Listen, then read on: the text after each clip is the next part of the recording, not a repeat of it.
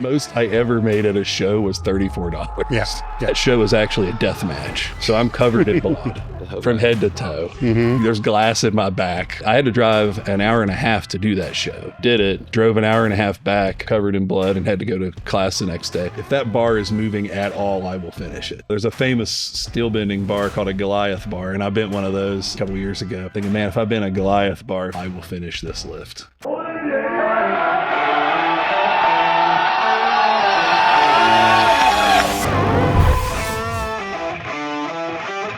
It's time to sit down, keep it real, and cut the bullshit. Welcome to Table Talk.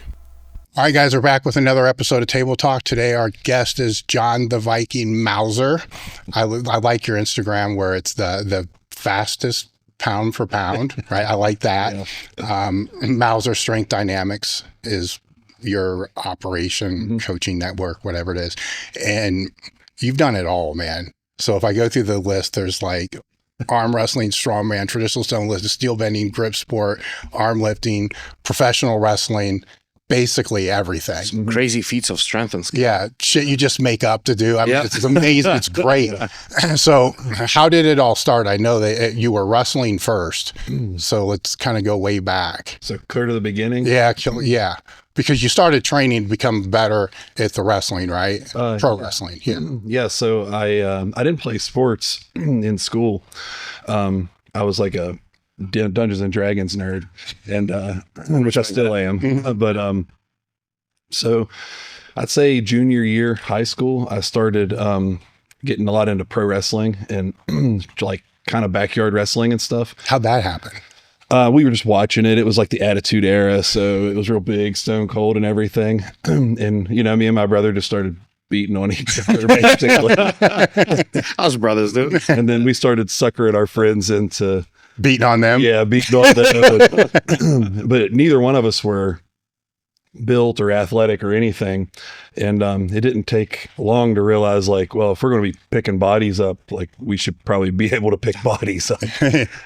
So we started training, but there was no internet, and there were no like big strength training or strength and conditioning gyms. Like, all the gyms were like old school, 24 hours. They gave you a key. There was no mentoring. You just went and did whatever you wanted. So we were following all the old bodybuilding magazines, like Flex and is it Iron Man, and all those. So we were kind of doing bodybuilding stuff, strangely enough, for strength training. But you know, it does help with the look. You got to look the part too. So we kind of did that for a while, and then we would periodically talk to people and learn some new stuff and kind of add to what we were doing. We never dropped anything. We were just constantly adding. I ended up doing way too much. Tore my elbows up. But anyway, so was doing the pro wrestling thing. Eventually, we start seeing World's Strongest Man on TV at like 1 a.m. or something on ESPN Classic or whatever it played on back then. And we're like, well, man, these guys could really pick up some other humans. You know, this is like way different than what we're doing. So we started kind of trying to figure out, like, how do we learn this stuff? Like, where are these people? But again, there was no internet. So at some point, my brother discovered Iron Mind and Randall J. Strawson and all his stuff. So we started buying the books. Like, I probably own half the books that they sell. And we started incorporating that into what we were doing and doing strongman stuff. So like dinosaur training, 20 rep squat thing. Whatever. Yeah. The super squats, John McCollum's Keys to Progress. I still read that because the stories in it that he tells with the programs is just super funny. But we started incorporating that into what we were doing with pro wrestling. And then my brother actually started looking for strongman competitions, but there wasn't any in West Virginia at the time. There hadn't been an actual strongman in who knows how long. So he ended up being like, well, I'm just going to host one and do it. So then I kind of started training for that. And so I was doing strongman and the pro wrestling at the same time. And then everything kind of went more towards the pro wrestling. But at the same time, I was doing mixed martial arts and boxing and stuff. I gotta know what the events were on this first event that you guys just threw together. The first one, I know there was a log press and an axle deadlift, and this was back when you didn't use straps, so it was a mixed grip axle deadlift. I think there was. So where'd you find the log and where'd you find the axle? So he made the log. Okay. My brother for a while was making them, kind of like Slater, how Slaters are, like the real deal logs, but he kept the bark on. But very similar to like a lower level Slater log. And then the axle, he had machined. It was this, I think it was 2 1/4 inch. It's bigger than the Apollons, and I think it was 8 feet long. It's this. I still have it actually. It's this monster axle. I think it was 91 pounds empty. That's insane. So what did you get? Full steel. You can nothing will bend this. That's amazing. Okay. Yeah, it was awesome. They don't make them like that. So you ended up with the 10 people in your backyard. I mean, is this kind of how they unfolded? There was he got it at the Elkins Forest Festival, so it was part of a festival show. Okay. And 8 of us showed up, and there were no weight classes because there weren't any weight classes at Worlds. Like in theory, came as you are. But there was only 8 of us. I mean, how are you going to divide that? And the lightest guy was like 150, and the heaviest guy, which wasn't me at the time, I think I was like a 220 or 230 at the time. The heaviest guy was probably 350 or something. So, but there was 8 of us, and we competed, and it was awesome. And he ran that show for almost 20 years. Really? Yeah. Every year at the Elkins Forest Festival, and it got bigger and bigger and bigger. Eventually we actually had crowds and stuff. That first year, I can't remember. There's probably 20 or 30 people watching, But, I actually have pictures of it. It's really funny to look back, just the way, you kind of get into the lifting culture and you start to wear certain stuff, and there's little niches and everything. But looking back then, like I'm wearing the weirdest stuff to be lifting in a competition. Like I'm wearing like breakaway pants in a strongman competition. Like, what was I thinking? You never know. I remember I didn't have a belt. I didn't wear a belt at all for the first 10 years I trained. And, but I would go to these competitions and somebody would lose their mind and be like, "You don't have a belt?" And I'd be like, "No, I don't even why am I wearing a belt?" What's it for? And they would be like, here, use mine. So there's like these old competition pictures of me wearing belts, but it's always a different belt because some guy would just be like, "Wear this." And I'd be like, "Yeah, I guess so." That's great. So I started doing the pro wrestling, and then kind of got into strongman, and then I was also getting into mixed martial arts and boxing. So then I was kind of adding that to my training, and that's when I started realizing, like, man, I'm adding like way too much, and I'm just getting like buried. I mean, it was like I'd kill myself in the gym, and then the next day I'd have to go do it again, and I'm like, man, how do people do this? And then I realized, like, people don't do that. So I was kind of doing strongman on my strength training days, like 2-3 days a week. And then my conditioning days were kind of like collegiate athletic conditioning, but geared towards boxing and mixed martial arts at the time. And then I'm trying to gain weight too, which is also hard because I'm doing so much, but somehow I made it to 265. And that's about the time I started college. And I went to college for athletic coaching education. So just wanting to be a coach, that made sense. At the time I wanted to be a personal trainer. But then I realized that's not what I want to be, an actual coach. So I that was my major, and I did minors in personal training and strength and conditioning and history. So I did 3 minors. I always do too much at once. And that kind of opened my eyes to kind of like more like scientific route, like periodization and all that kind of stuff. Because, reading Dinosaur Training and Keys to Progress and like Dan John's books and all those up to that point, not that they're not scientific, but you're not using percentages. You're not, it's kind of like, do this for 5 reps or until you can get 5. And then if you get 5, add some weight, which works. Don't get me wrong, but I kind of got a different perspective once I got into that, learning the collegiate stuff. Cause that whole program was geared towards collegiate sports, football, baseball, basketball. And you learned that in college? Yeah, to a periodization? point. To a point. There was one class where we learned periodization, and I'm actually really good friends with the guy that taught the class. So I actually learned more outside of school than Yeah. into school. But yeah, we touched on periodization and wave periodization, and some of the Russian stuff in one class. The other classes were not so useful. Yeah. But yeah, the one class really, we learned a lot. And then there were some good nutrition classes in that program too that I learned a decent amount from. What about communication courses? I would assume that would have to be part of it if it's coaching. Yes. Yeah, that was a big part. So the biggest part of the program was like coaching, not necessarily the strength side. So it was how to communicate. There was a lot of sports psychology classes. I think we had to take 3 before you could graduate, and how to work with people and punishment versus reward and all that sort of stuff. And that was kind of the bulk of the actual, you got to take your college algebra and all that boring stuff. Yeah. When you got into the meat of the program, that was the bulk of it. So what was your wrestling doing during this time? So it was tapering off when I got to college because I couldn't. The first 2 years in college, I went to a smaller school called Potomac State College. At the time, it wasn't part of WVU, but as I left, WVU bought it, and that's where I was headed. So all their credits transferred over. So that was cool. When I was there, I was wrestling a decent amount because there was actually, even though if you look at it, you'll be like, there's nothing out there. But for some reason, there's pro wrestling out there. So I was able to do pro wrestling while I was at Potomac State. But when I went to WVU in Morgantown, which is way bigger area, there was nothing. There was no pro wrestling. So it kind of tapered off because I'd have to drive so far if I was going to do these shows. And I started realizing if you're not on a track to make it to like WCW, which was around at the time, or WWE or something like that, or TNA, you're losing money. The most I ever made, you're going to be like, what?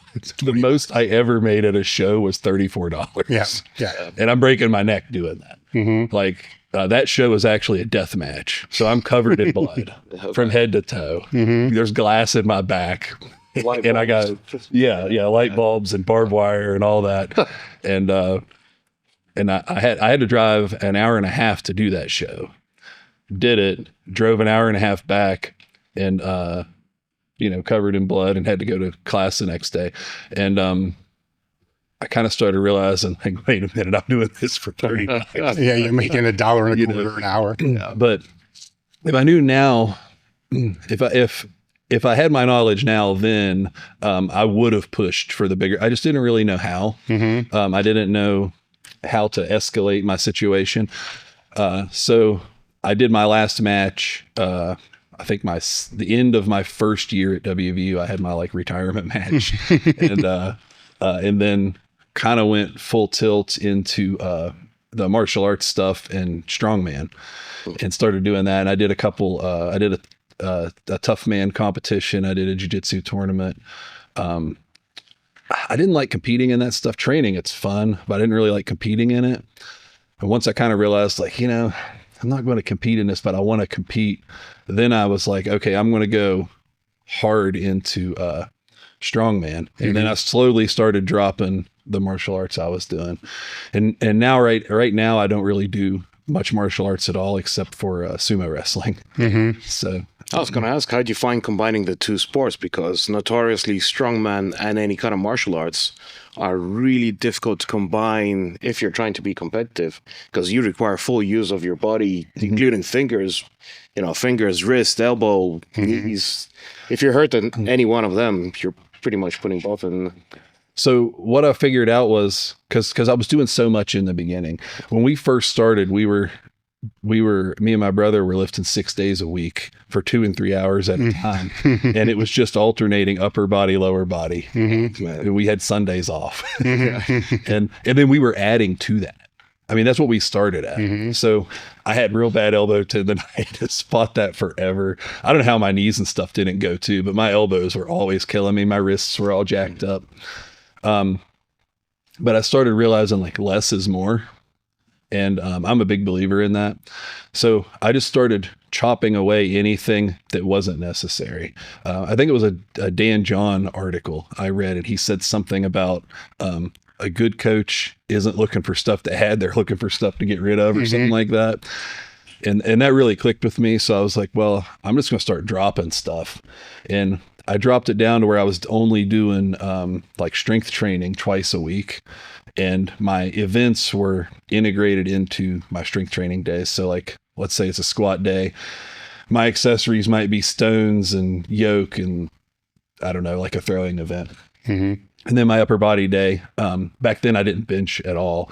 So I was doing like log press and then arm work, and it worked for me for a while. And then I would come in and do conditioning, and it was all martial arts based stuff. And that conditioning transfers over to strongman pretty well, because it's actually, I don't want to say it's harder, but it's more miserable. It's longer. You know, you're doing 5-minute prowler pushes or something. Then you go, you go do a 90-second medley, and you're like, well, that was nothing. Yeah.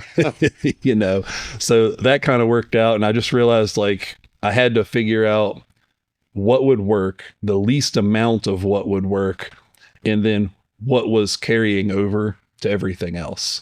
And I still kind of do that because I'll be training for 3 or 4 completely different competitions at once, and it's all about what'll carry over to each thing. And after a decade of doing that, I got pretty good at it. I can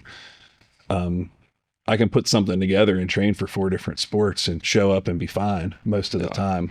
But it's about, you have to mentally be like, I have to do less. So you have to struggle through it at the start. Yeah. Because everybody wants to do more. Yeah. And especially in strongman, you see it all the time. People are like, well, I have to do all these events. And I realized, well, I don't have to do some of these events because some of them are so closely related. Like if I'm doing Atlas stones, I don't have to train sandbags. The stone's harder anyway, without tacking. The stone's harder anyway. So that carries over to the sandbag. I don't ever have to touch, if I'm doing the stones, I don't have to touch a sandbag at all. There's been a bunch of competitions I've gone to where I didn't do. Usually my best events are the ones I didn't practice at all. I've seen that. Because the carryover, it bleeds together, and you just have this moment where it all comes together. And so I train a lot that way. And even when I won Sumo Wrestling amateur or novice nationals the first year I went, I only did 3 actual sumo training sessions before going to that. But I had a strong base in catch wrestling and jiu-jitsu and all this other stuff from previously. But because of the way I train, I just needed 3 sessions to be like, okay, this is what I'm going to do. And I'm a big believer in, I don't care what they're doing. I know what I'm doing, and I'm going to try to do one thing, and I'm going to try to do it so well they can't stop it. And I only need 3 sessions to kind of hone that in. It's the same with Moss wrestling. And I'll tell anybody, if I go out on the Moss wrestling floor to do that, my strategy is always the same. I'll tell them. I don't care if they know, because I'm doing one thing and I'm going to try to do it so well that it doesn't matter if they know. And when I'm only doing one thing, it makes training for it so much easier, right? Like it's probably even more intimidating.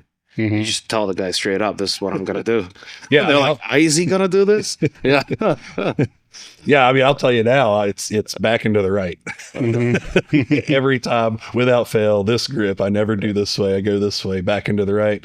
I don't care if it's inside or outside grip, I'm going back into the right. And if you stop me, I'm going to pull it back to the middle, assuming I can, and I'm going back into the right. It's always back into the right. If I get out here, bring it back into the right. Well, if anyone wants to challenge John, you know. Yeah. You know, I kind of learned that from mixed martial arts and boxing, because the top people, they kind of do the same thing, and they're just so good at that one thing. What are you going to do about it? You know? Dave Tate here from Elite FTS. I'm here to talk about our new items category. I'm very familiar with that because I'm the one that vets the products and a lot of the times loads the products. So when you come to elitefts.com, new items, top tab or hamburger menu, what you're going to find are the items that we have personally vetted out for you that are the best in the industry and items that are going to help you. We don't bring any items onto the website that are a waste of time or just crap for that matter. So everything in there is put in there to be able to help take your training to the next level. You want to go to elitefts.com, new items, and we'll see you there. Like Ronda Rousey, throw you armbar, stopper. Yeah. You have your signature move, and Yeah. you do so. Yeah. So when you lay the training out, then what would be the base of it? So say you got 4 events you're training for in 12 weeks, then you're going to eliminate some of the events, as you said, because the carryovers are there. But then there's going to be a hierarchy, of what you lay out through your program. Okay. So what would be the top tier? Well, I always squat. Yeah. Like I'm a squat guy. I think squat carries over to everything. I don't even care what kind of squat it is. It could be my least favorite's a front squat, but it could be a front squat or a Zercher squat or a box squat. I don't care. Just some kind of squat. Well, I'm glad you made that distinction because a lot of people would just assume back squat. Across the board, and there's a lot of different types of squats. Right. I'd say I don't back squat, only front squat, Zercher squat, Frankenstein squat, any front squat variation, basically. Yeah, they all work, and they all have carryover. And if Strongman very rarely has like a true squat event. Like if they do, it's usually like a yoke squat and it's kind of high. If they do, it's not even a real squat, so you don't need to actually squat. So if you don't want to do a free back squat kind of, powerlifting style, then whatever, I guess don't. I throw it in there periodically, but you have to squat. I'm a big believer in squatting. I'm also a big believer in deadlifting less often. I only deadlift every 5th week. I stole that from Donnie Thompson. So less is definitely more for me on the deadlift, especially sumo. I feel like I could never sumo and it would just keep going. But and I rarely ever do sumo deadlift, but I mess around with it here and there. Same. Yeah. Always squat, and then before, my focus was always on overhead press, but since 2020, I started training with this power lifter, and he got me bench pressing, and I hadn't bench pressed in years. It was like a thing I always neglected. I just didn't do it. I'd always see these people with banged up shoulders from benching, and I'm like, man, I don't know if that's going to be me, but luckily it hasn't been. And so I started bench pressing, and it was the first time. Like I said, I never did it, but I would play around with it periodically. But it never helped my overhead. And then I got with this guy, and the way he was explaining bench press to me, it really helps my overhead. So my 2 base lifts are squats and bench press now. And that bench press has really made my overhead bump up to a significant degree. Even in a shirt, we started doing shirted bench once a month, and just handling that much more weight makes overhead press feel so easy. Interesting. That's a very specific variation, because most strongmen will tell you that bench pressing has almost no carryover to overhead pressing. So I think what clicked for me with that was, like I said, when I started, I was doing like bodybuilding out of like Flex Magazine and doing what Ronnie Coleman and Lee Priest and all those guys were doing. And I'd add it all together. But, they call it chest day, and they think about their chest. So anytime I benched, I was always like, oh, it's my chest. Well, this guy was like, no, it's your arms. And I would bench way out here, and, and now I tuck in a lot more. And now that I think of it as my arms, and not that my chest isn't doing anything, but now that I think, oh man, it's arms, that really clicked for my overhead.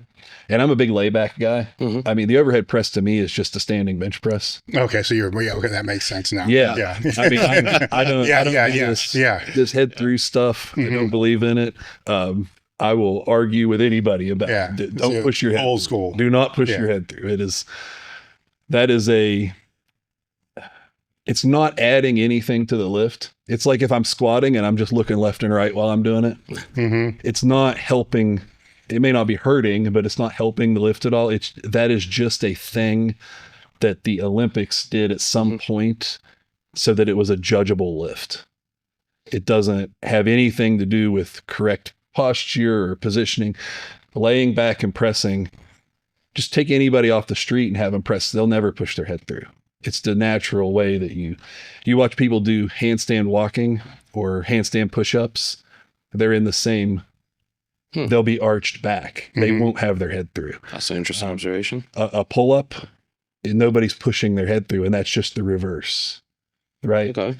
I do not believe in putting your head through. It's a standing bench press. So how would you tackle competitions that require you to push the head through to count it as a rep? Judging is so poor in strength sports. I promise you they won't call you on it. That is because I have always heard you got to push your head through. I've never once done it, and I've never not got a down call. Never. Not once. Okay. Anywhere. And I have competed all over the country. Nobody's going to flag you for that. Okay. Maybe outside of US, I'd say we definitely had complaints where they said they would disqualify or not count reps if the head wasn't through. So they were serious about it. I would test to try it. Yeah. I'm curious now. I'm curious to see if push the limit. Yeah, push well, that's under. sport, right? Yeah. The other thing is, if you look at the judge with the confidence of I'm done, they're going to give it to you. Oh, that is the biggest thing. Yeah. You just look at it like, hey, I'm done. Yeah. And they'll say, okay. Yeah. I'm not saying to cheat, but I'm just saying they're not going to call you on it. You know, like Mitchell Hooper gets a lot of heat for it right now because he does the layback. When he doesn't jerk, when he does a press, he does a layback, and people are, well, he doesn't put his head through, and he's never been called. And the whole internet's talking about it, and he still isn't getting called. I don't think they're going to call anybody on it. Okay. And that's an interesting theory to test. I don't think they should anyway, because what does it have to do with proving how strong you are? Like, there's a lot of nuances, I think, your feet positioning, like if they're staggered, you bring them back together, that shows control. And I'm a big believer in control. I think that's been lost in a lot of strength stuff. They're letting a lot of sloppy stuff happen. I don't necessarily agree with that. I'm not so obsessed with numbers like a lot of the strength people are. I just want to see who's the strongest. It doesn't matter what the number ended up being. So I think control is a big factor in strength because it proves utility. If a guy can just throw something over his head, but then he has to drop it, do you want that guy helping you move your stuff? Like if you were moving and he's going to pick up your couch, is that the guy you want, or do you want a guy that's, I'm going to set this down, right? I'm a big fan of that control and that utility and that function.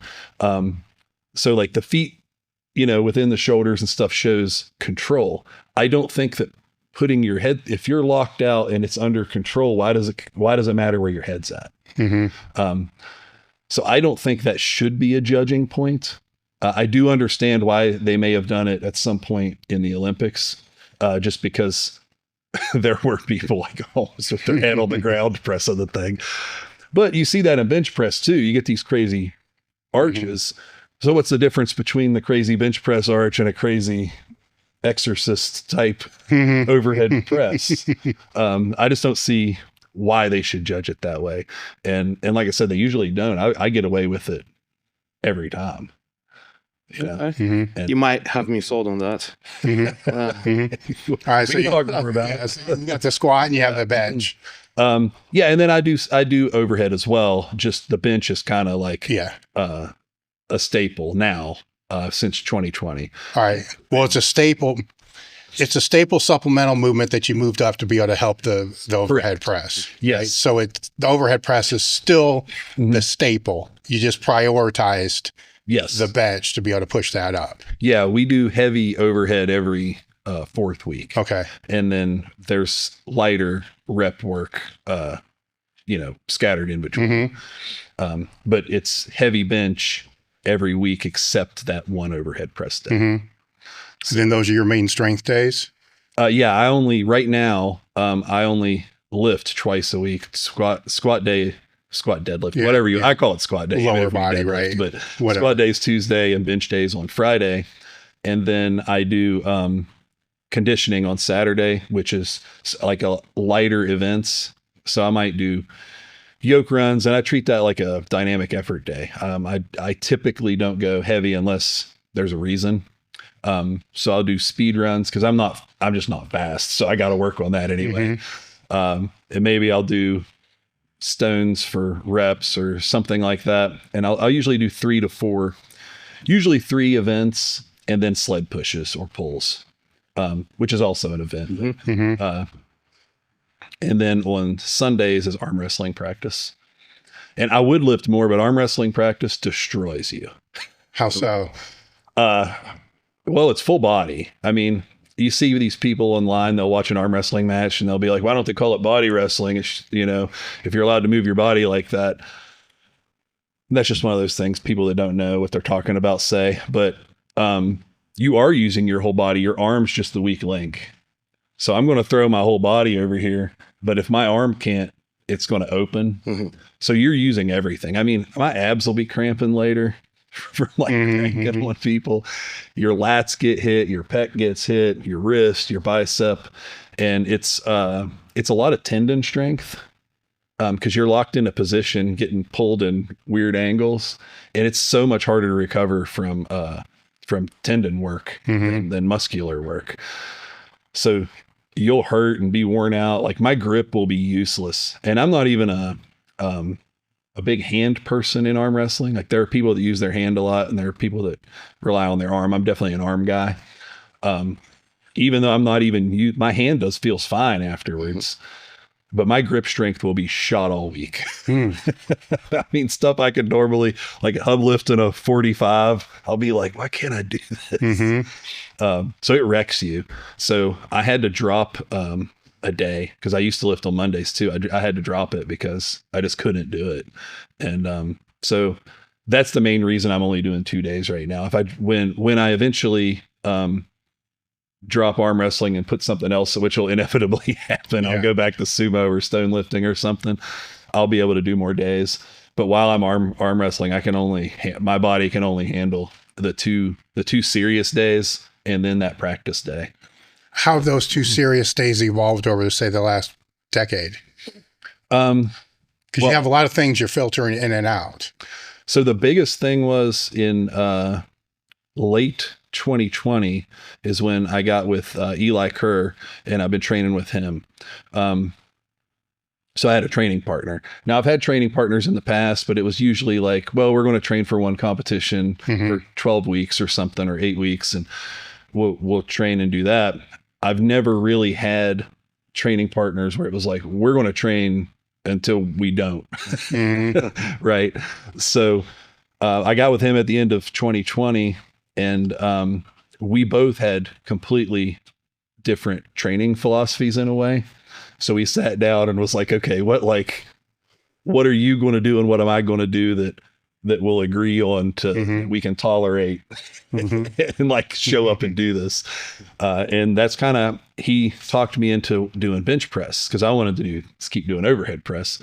I was like, yeah, I guess so. I haven't done it in years. Why not? And so I started doing the bench press thing, and then he hates squats. So that we agreed that we would box squat. So I think since the end of 2020, the only time I've ever done free squats or competition style squats are any day that he hasn't been able to make it. Otherwise, we've only done box squats. I've only box squatted for the last 4 years, basically. So when you guys sit down, are you planning this out in a 2-year period, 4-year period, or 3-month period? So we started thinking of things in 4-year blocks. Okay. And that end of 2020, man, I'm real bad with dates and stuff, but at the end of 2020 to somewhere in 2021, 22-ish, we were doing a lot of density training or GPP type stuff for a solid year, basically, just to kind of acclimate each other to the new stuff and what we were doing. I feel like a lot of people completely change a program and then they lie about their maxes and they go do this thing and they either get hurt or they can't finish the program. So we didn't want that to happen. So we did a solid year of like density / GPP training stuff. It was a lot based off of like Jailhouse Strong, Josh Bryant, his stuff. And then from there, we kind of started doing conjugate. But we're not doing the 4 full days. Yeah. Because like I said, I'm only doing 2 days. So our squat day, for example, we started with the dynamic effort percentages, like 50% plus 25% in accommodation. And then we were doing like 12 sets of 2 the first week, 10 sets of 2 the next, 8 sets of 2, 6 sets of 2. Then we have a deadlift day. Well, we just added 10 pounds every time we would rotate back through. So if week 1 is, let's say, Zercher box squat, when it goes back to week 6 would be week 1 again, we just did the same thing, but added 10 pounds. Mm-hmm. Well, if you do that long enough, it's not speed work anymore. So we did that for a year and just kept doing it. Then eventually, after like 2 years, it was so heavy that it's like, man, we might not be able to finish the next, when this comes back around, like we're going to get buried. And then we just drop that exercise and switch it out and start over. But we don't start that light anymore. We usually start around 70%, I think. And then you just keep adding weight. And then after a year, we try to make everything last a year. So we try to figure out, like, if we start here, this is where we're going to end up. We really got to make it to the year. And then if anything beyond that's bonus.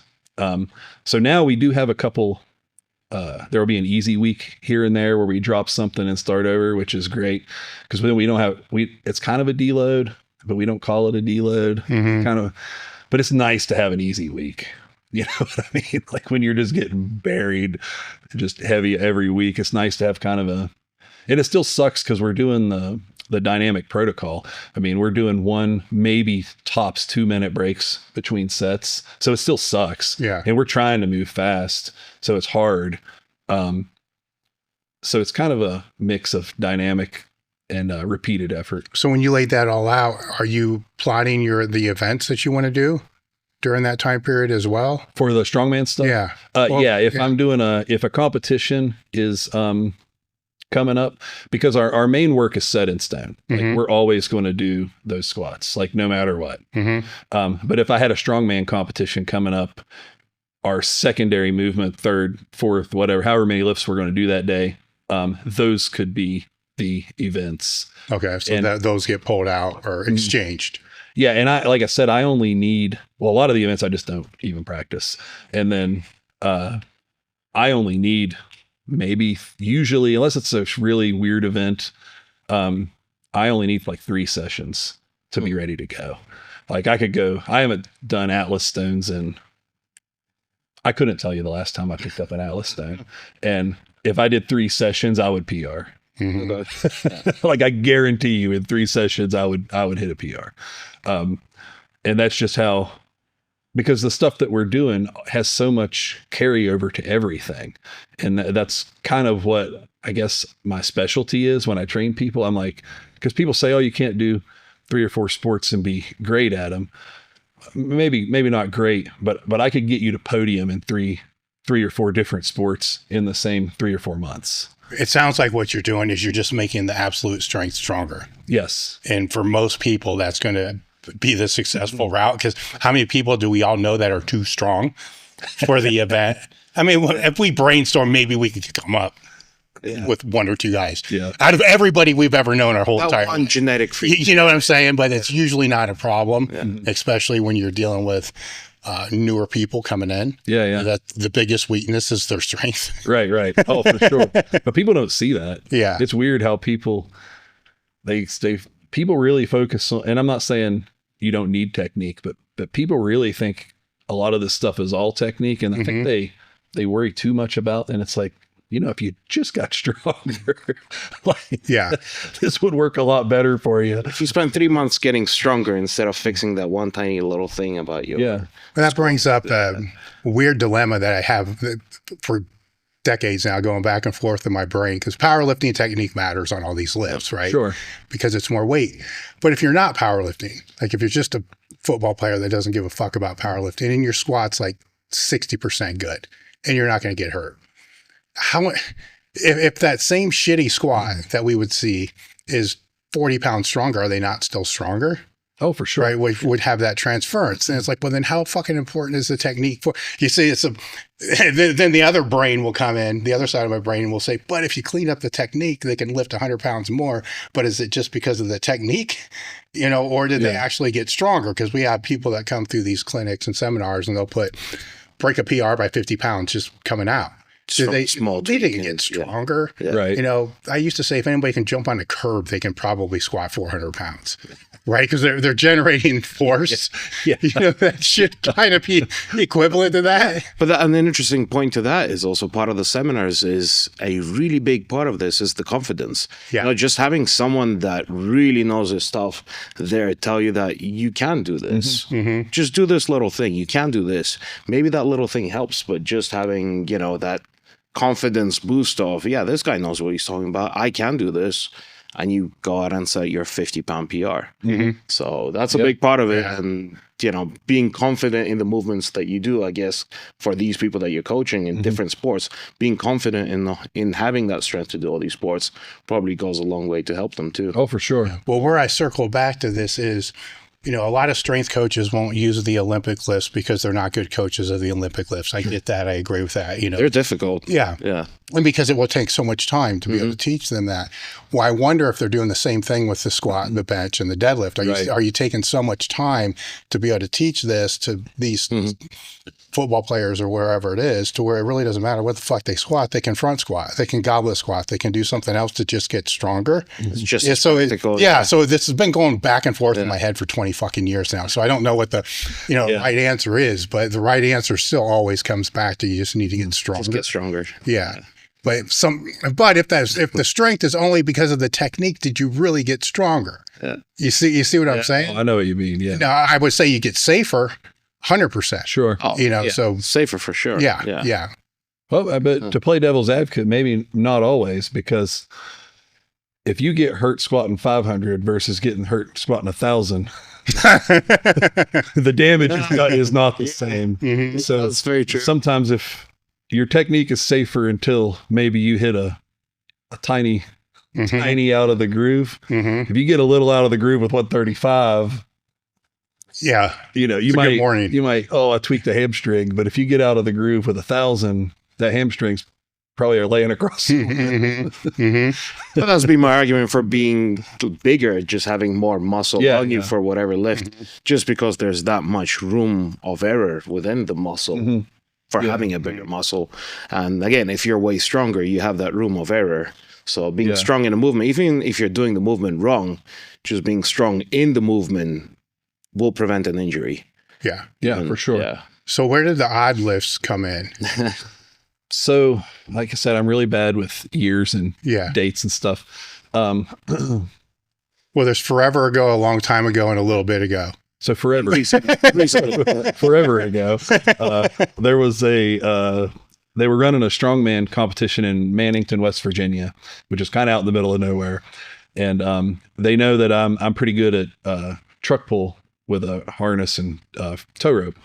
So a guy messaged me and said, "Hey, will you come down here? The fire department's letting us use their trucks, but we need to see like what's doable, because we don't want to have a truck and one guy pull it, So I went down, and he had called some other guys. So we went down, and the fire department was there, and they let us pull all these trucks so they could decide what weight classes or whoever gets what truck. And there was a guy there named Jim Bassinet, and he's a performing old-time strongman. And he's my original mentor for that stuff. And after we got done pulling this truck, we're all standing around talking, and he brings out this 6-inch hex bolt. And he says, "Can any of you strongmen bend this bolt?" And I'm standing there, and everybody's just like, what is he talking? And nobody went forward. So I was like, well, I'll do it. And I grabbed this bolt, and I'm cranking on this thing with everything I got. And it finally bends. And I thought, man, that's one of the hardest things I've ever done. And he bends one like it was, like breaking a pencil. And I thought, man, I have to do this. That's just how I am. If I see something, I'll be like, well, great, here's another thing to pile on. So I had him tell me all about it. He told me about, and I had read some about the Mighty Atom and Slim the Hammerman Fireman and all that before, but it was one of those things how do you even start? I didn't even think like, oh, I could go do that. But then Jim said, oh, you can go do that. And I was like, oh, okay. So he started showing me how to do steel bending. And then I started bending steel with him. And it was actually, not to go off on a tangent, but that was when I really started realizing how much the mental side of things was with lifting, because he would tell me what to buy to bend and I would try it. And sometimes I couldn't do it. And I'd be like, oh man. And then he'd send me a video of him doing it. And I'd be like, there's no way. And then I'd go do it. Mm-hmm. And it's like, well, why couldn't I do it on the first try? Then I realized things like a lot of things are just mental. And especially when you don't have like bending a nail, it's not like, well, I lifted 400 and I can lift 405. Well, this has no, what do you compare it to? Different density, different structure. Yeah. But it's so much different than just, well, this is only 5 more pounds. Mm-hmm. What is this compared to that? Right? And like some people have rating systems for that stuff, but I don't think they're that they're entirely accurate, because your leverage changes through the bend. So where are they measuring it? At what point? How big are your limbs and stuff versus mine on these things? I just don't think the measurement is as accurate as you can measure on a bar. Mm-hmm. So I realized then there was a lot of mental stuff with that. And then a lot of it is, the thing will start to heat up in the middle as you bend it. And you have to mentally know, like, if I hit this thing long enough, it's actually going to get easier. Mm-hmm. But you got to be willing to I've bent bars that took minutes to get it to go. But you just got to stay on it. So a lot of stuff's really in your mind. But he got me bending stuff and I got decent at it. And somehow he got in contact with Dennis Rogers, who was the head of, I think it's the Oldetime Strongman University. He retired and gave that to, I think, Dave Whitley. But Dennis Rogers was the grandmaster, old-time strongman, and probably the most famous of all old-time strongmen. I think Guinness Book or someone named him pound for pound strongest person to ever live. And he was doing all these feats with bending things and traveling the country doing that. Well, he came to Mannington, West Virginia, and did a seminar at Jim Bassnett's house. And me and my brother and Hannah and some other people went and learned directly from him. And he showed us and told us how to have a stage presence, and which I kind of already had from the pro wrestling, but it's a little bit different, how to have a stage presence. And he showed us all these other feats that were available, not just bending steel, like tearing cards, tearing phone books, doing the human hammer where you drive a nail through a board with your hand, hammer levering. So then we got in good with Dennis Rogers, and he started inviting us to the old-time strongman picnics, where there's all these old-time strongmen from all over the world would go to Slim the Hammerman's house, and they would be exchanging information and doing feats for each other. And I got to meet Slim the Hammerman. I don't know if you're familiar with him, but he would do the hammer levers. He still holds, I think, 3 or 4 world records in the hammer lever that they say nobody will ever break. I mean, he was that far ahead of everybody. So then I really started learning even more stuff, because there's 20 or 30 of these guys, and they all want to share this because it's such a small, niche thing. Yeah. And it's like, well, there's only like 100 of us in the world. We better tell each other. So they started sharing all that stuff with me. And then I got in good with Chris Ryder, and I hired him to coach me in this stuff, I think for half a year or so. And he holds a bunch of records with Guinness Book, and Ripley's, believe it or not, has a world record thing. I can't remember what it's called, Record Holders Union or something like that. He holds a bunch of records for them, and he was telling me all about that, and training us for all these other feats, and he showed me even more stuff for the stage presence, and talked about uniforms and all that. And it was shortly after that, I think, is when we were trying to get booked for festivals and bigger shows and stuff, and that led us to America's Got Talent. Sweet. And what did you do there? So that's kind of a crazy story, because again, it's like you see that show And this happens to me all the time. I'll see something, I'll be like, that's cool, I wonder how you get there. And then I'm like, and then later I'm like, oh, that wasn't that hard to get there, I should have tried the first time. That's how I ended up on mine. Yeah. But it's just like, that's how all that's strongman. It's like you're watching World's Strongest Man, and I'm like, that would be cool to do that. All right. Because there's no obvious way to get there, you know? That's exactly. As a kid, I watched that the whole time. I was like, oh, that is so cool. That is insane. I grew up never thinking that that's something you can actually go out and do, you know? Yeah. But it's, I've fallen for that multiple times. You think I'd learned by now. But so Hannah was looking for different forums and things online, like of these people that perform, and like how are they getting booked, and looking at agents and stuff. And somebody in one of those forums mentioned like, hey, I just applied for America's Got Talent. And we're like, you can just apply? Like, that's easy enough. So she did the application process, and it said you got an automatic email kickback that was like, we're done with people for this season, like the next season we might call you. And they gave a date, and it was like 9 months down the road. And we're like, oh, okay. Well, like 2 weeks later, they email us and they're like, hey, do you want to come to Pasadena and do this? And we're like, what? Totally not prepared. And, but you can't turn that down, right? I mean, like, it'd be foolish to be like, nah. So we're like, yeah, we'll do it. I don't remember how long we had. It was like 4 weeks or something to put together an America's Got Talent level show, which we had never even, I mean, we're performing at festivals in West Virginia, 100 people or something. But luckily they kind of really walk you through it. Like they're like, oh, we went through both your Instagrams, and these are what we want you to do. And so they kind of actually put our show together in a way, like with our input, but it kind of made it easy because we weren't as in panic mode, because it wasn't like, oh man, we have to figure this out. So they told us what they wanted. They picked out the music. They said we'd have, I think it was 3 minutes, which sounds like a long time, but when they wanted, I think we did 4 feats in 3 minutes. It feels like you are running. I mean, doing this stuff. It took a while to get it to where we could actually do all the stuff in the 3 minutes. So then they flew us out there. They paid for all that, flew us out there. They offered to buy all of our equipment when we got there, but we just flew it out there. And it was one of the most organized and chaotic things I've ever experienced all at the same time. Like, they were so organized in some ways, and like, I mean, everything was on point. A different person responsible for every minute thing throughout the day. Oh yeah. But then there's like chaos on another. You're like, how are these two things even in the same room? But they filmed all this stuff.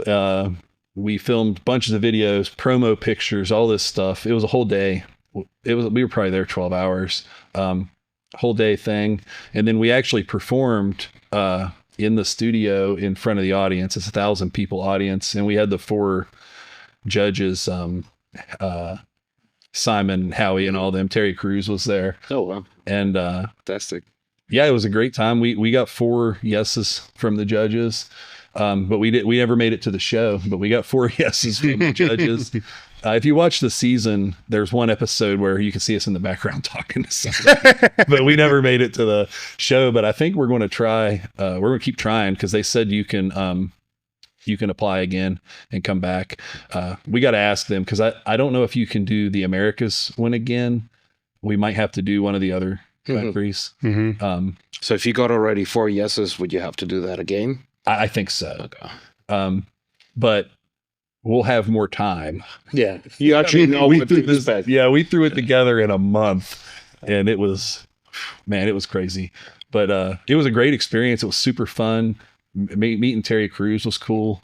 I would definitely do it again. And if anybody's got a talent, I would recommend, like, it doesn't hurt to fill out the application. Your likelihood of making it through is pretty slim. I think they said they get 10 or 20,000 applications, and they only take 200 people. So we actually that's an accomplishment in itself, because I can't remember if it was 10 or 20,000, but let's say it's 10,000. We made top 200 just to make it to the show. And so I was impressed with that we were able to make it. Like, I mean, we bumped out 9,000 some other people. So it means you have a good enough act already. So. Yeah. How was that experience compared to what yours was like? Because yours is a little bit different for the... Little different, quite similar. I mean, it was the same point where somebody saw what I could do. They're like, hey, do you want to be on a show? I'm like, this isn't even something I considered. I just kept with holding the anvil, or weight at that point, with Clint in the back of the gym, just as a test of, can we actually do this? This is the dumbest thing. Get the camera rolling, because someone's going to get hurt right now. So yeah, I did it. It was just a few jumps and they worked out well. Somebody saw this video. They're like, all right, do you want to try do this on stage for the cameras for the show as a Guinness World Record? Sure. Like, it's dumb to say no, right? Yeah. So yeah, I had about 2 months of prep. Where I just had to put all the effort into making sure the cardio was there, the strength was there, and the studio covered the expenses of finding an anvil. I mean, I don't know where you would even find an anvil for that, and the rope and like setting up everything. They flew me out there. They covered all that. It was fantastic. And again, it's both chaotic, where I have my own person responsible for me. He's there, anything and everything I need. He's right there the whole day through. And at the same time, there's 50 people running in each different direction, asking questions, and no one's aware of what exactly is going on, but something's going on all at the same time. Yeah. So it was a fantastic experience. I would, again, definitely recommend it. If somebody does have a talent, there's absolutely no reason not to try to put it out there. Someone's going to watch it. There's like a zillion Guinness World Records. So do you zone in on that? Like, here's something I want to try to beat? So I was telling him earlier, I actually contacted Guinness Book. I was going to do I don't remember what we called it. It wasn't a truck pull. It was like a heavy equipment pull. But they didn't have a record for that. So I was like going to set the record for that. And I was going to pull this crane. It ended up not working out because the logistics they needed were just like insane. So it didn't work out.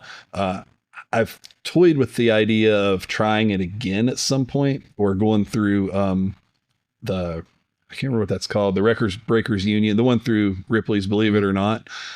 But it was 120,000 pound crane is what I'm wanting to pull. That'd be crazy. I don't think anyone has done something like that. Yeah, because I was going to try to break the truck pull record, but I couldn't find a truck that was heavy enough, because I can't remember, it's been broken, but I can't remember who held the record back then. But they used some crazy like military truck, and I just don't have access to that. And I was thinking like, well, what can I get a hold of? And a guy knew somebody at the Army Corps of Engineers, and they were like, well, we got this 120,000 pound crane on this dam, and its only job is it goes back and forth on this dam and like does stuff. And I'm like, is that dam level? Because Guinness Book said it has to be level. And I'd have to get like a surveyor to come out and make sure it's level. And the Army Corps of Engineers is like, yeah, it is. And we have a surveyor. We'll level it for you. And I was like, oh, this is beautiful. It'll be perfect. The thing that didn't work out was they wanted me to take the crane to a weigh station and weigh it, and then take it back and pull it, and then take it and weigh it again to make sure it wasn't altered. And I'm like, this crane is like the biggest thing on planet Earth. Like, you could probably see this thing from the moon. Okay. Yeah. No one's moving it anymore. Yeah. I'm like, how am I supposed to get this thing? Like, I think the dam was in Sutton, West Virginia. How am I supposed to get this dam basically out in the middle of nowhere down normal roads to a truck weigh station? And then I don't even know. There's probably weight limits at some of these truck weigh stations. And I'm like, and there was a time limit too. Like, I had to get it down and back within a certain amount of time. And I'm just like, dude, I don't think logistically, I don't have the resources to pull this off. So it kind of all fell through.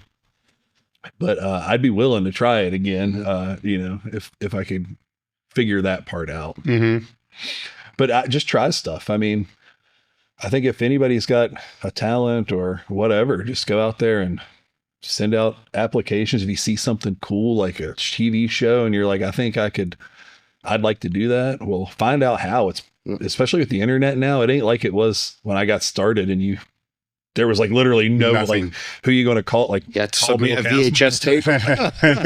like, who you going to, but now that information, you could probably find it. Yeah. So. Well, you mentioned with the steel bending that it was mental, so there's a whole mental side. So did that change how you mentally approached the strongman stuff and all those things as well? Or is it, there's different levels to this mental shit. Like when something's isometrically not moving, Yeah. you have to keep going on it. It's different than if something's moving directly. Sure. So did it change how you approach? Yes, 100%. I think it changed everything. Like my life, all the sports, like everything. Once you can experience the fact that like things are mental, because everybody says that, right? Yeah. Everything's mental. You go, oh yeah, I get that. Do you really? Like, but when you can see it happen, like I would give everything I got to bend this thing, and then Jim Bassett would melt it, and I'd be like, man, and then I'd go back and I would be able to do it. Experiencing that is so much better. It just makes it, branch out to everything else because you've experienced it. And then you can start to take that and then you can be purposeful with it or intentional with it, right? It wasn't my intent in those first moments when he would show me that, like, I never thought, oh, this is mental. But now I can do that with certain stuff. Like grinding is a great example. I've always been pretty good at grinding out a lift for better or for worse. I've always been pretty good at that. But the way that steel bending is, it takes longer than a lift a lot of the time. And I just know, like, man, if I grind through this steel bend, I can grind. If that bar is moving at all, I will finish it. If it takes 3 minutes, because I know I bent. There's a famous steel bending bar called a Goliath bar, and I bent one of those a couple of years ago. I'm thinking, man, if I bent a Goliath bar, if this bar is moving at all, I will finish this lift. I am using the Elite Hack Squat. Amazing, super rigid pad, crazy friction. This machine is clearly made by people who lift heavy. Hello, Matt Goodwin, elitefts.com, equipment sales. Today we are looking at the Elite FTS signature hack squat machine. Boy, this thing is a monster. It's gonna have an extra wide foot plate on here. Gets you a nice big wide stance on here. Come in narrow, come in wide. It will come with black diamond texture on here. Give you guys a little extra grip. This one particularly is shown with the optional laser logo side panels. So this does not come with the side panels. This will be an empty space here unless you pay the extra customization fee to get these logo panels. Highly recommended if you're a gym owner, a school, any kind of thing like that. I would definitely get the panels. A couple $100 extra bucks. Looks fantastic. This thing is it's great. We're gonna have band pegs on the top and on the bottom.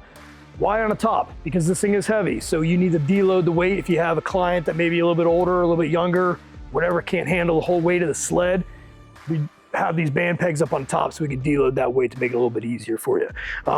Got adjustable handles here to kind of give yourself some grip. The release point is up here on your shoulders. So when you release it, push them out, squat, push them back in, everything locks in together. This thing comes exactly the way it's shown here. So there is no assembly. This is gonna come in one big giant piece. You're probably gonna need to have a forklift. You're probably gonna need double doors to get it inside your building. So it is massive, be prepared for that. So don't take that lightly. This thing will be kind of a hassle to get off a truck and get inside. So contact an equipment specialist. You can hit me directly at mgoodwin@elitefts.net. You can go to the website, www.elitefts.com, click equipment, drop down, plate loaded. You'll see this thing right on there. Again, talk to one of us, myself, Nate Harvey, Chris Bartle, Luke Coleman, before you guys buy this, because it is a big piece, and let's make sure that you guys are prepared to receive it. It's a mental thing, right? Because it's very easy to be grinded, especially like an overhead press, because you're like, man, I'm gonna drop this thing on me, kill myself. It's very mental. So I can use that that mentality in a lot of different ways. And when you're intentional with it, it's much more powerful. How do you distill that down to the clients that you'll work with?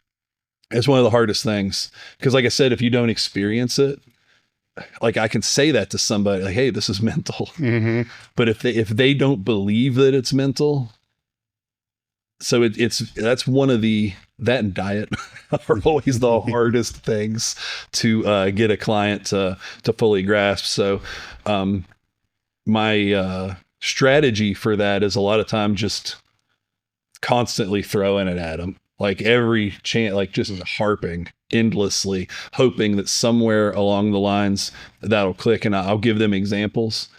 Like I try to keep an eye out for that sort of stuff. Like if they do something one day and maybe, something's very similar, I can be like, well, you did that here. There's no reason you can't do it here. I know you can do it. Mm-hmm. But a lot of people aren't, I don't know if they just don't believe that or what, but a lot of people aren't receptive to that mental side of things.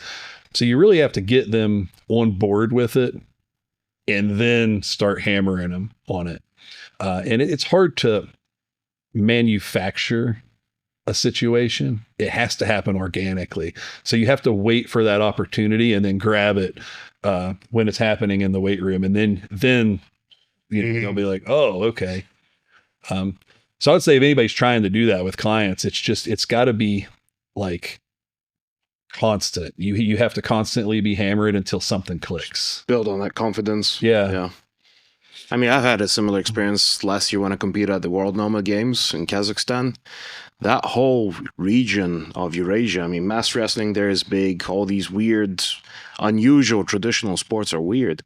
But also coming out there and competing and moving some incredibly crazy heavy weights. And then I see a guy half my weight that could definitely not move any of that weight. But he comes out and starts bending bars and horseshoes and standing on a single nail. I'm like, there's no way I can do that. So how is this guy being able to do these strength feats? So yeah, the belief part must play into that a lot. But seeing that first person, is that important part of the experience. Yeah, I think a lot of people, let's take the West Side guys, right? You and there's all these crazy stories. Louis Simmons had a trach in his neck and was bench pressing. People will hear that stuff, and it's so many levels ahead of them that they can't even comprehend. Like they hear the story and they say, okay, that's cool, or that's hardcore, but it doesn't register like, maybe I could be that way. And I think I've always been like, well, that's just like somebody's doing that, so I should be able to get close. Right? Like if I saw a guy standing on a nail, I would think, I can figure out how to do something similar. Maybe not a nail, but like 3 nails. Yeah. Like something a little bit more comfortable. Like I would think immediately. And I think if you can think that way, because if somebody's done it, somebody else can do it.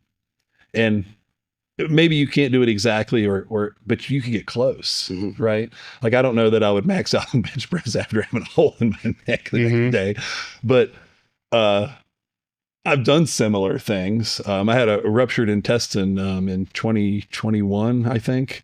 And I was in the hospital. I went in on a Sunday, and I think I got out on Thursday, and I went and hit a bench PR on Friday. Yeah. So, but had I not heard stories about like you guys and the crazy stuff you were doing, maybe I may not have thought that was doable. Or smart. Yeah, well, it definitely wasn't smart, but that's what I did. I'm not saying to do that, but I mean, if you want to get to a certain level, do it. Yeah. Right.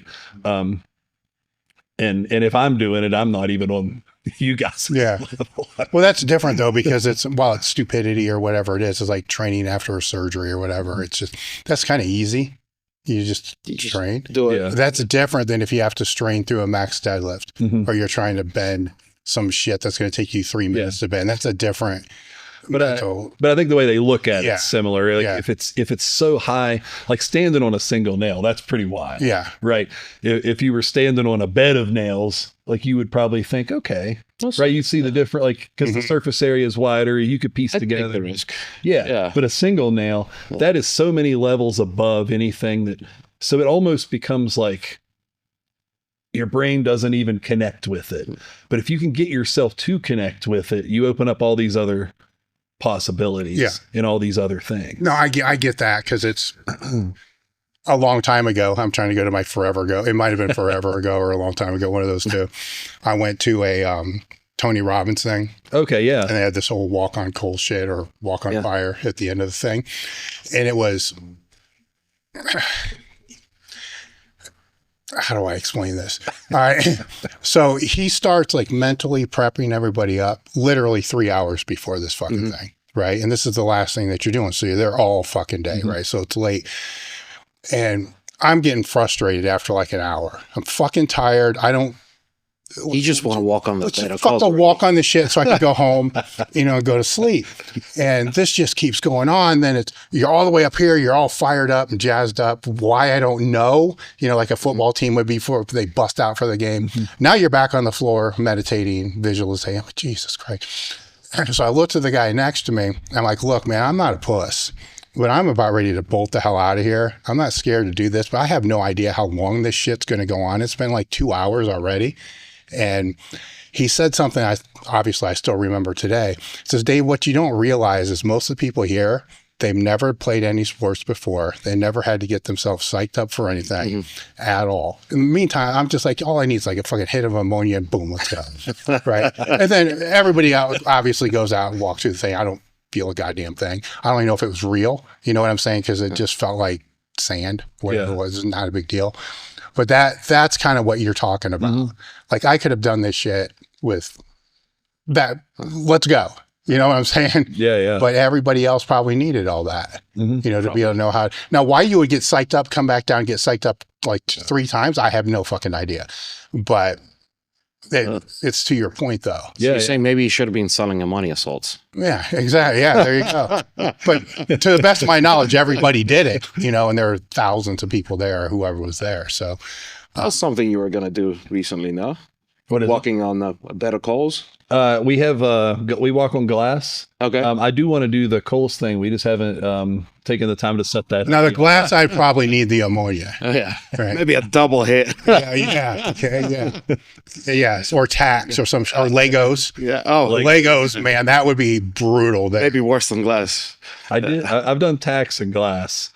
But that's one of those things, I don't even remember how, what sparked the idea, but it was mentioned somewhere, and I just immediately thought, well, I've seen several people walk on glass, like on Instagram and stuff, and I'm like, yeah, I can do that. That's sweet. And like, I started Googling stuff and seeing, if there was any tricks to it or whatever, and it was pretty cut and dry, and I was like, okay, so I started getting some glass together, and me and Hannah both walked on glass. I think I carried her across the glass, and that's going to become a big part of our show. I think we'll be using the glass. Because I know some trickery, like they'll tumble the glass so it becomes softer and not as sharp. But I'm guessing seeing the guys that actually break the glass in front of you and then walk on it, that's a lot more impressive. Yeah, I'm guessing you're doing the latter one.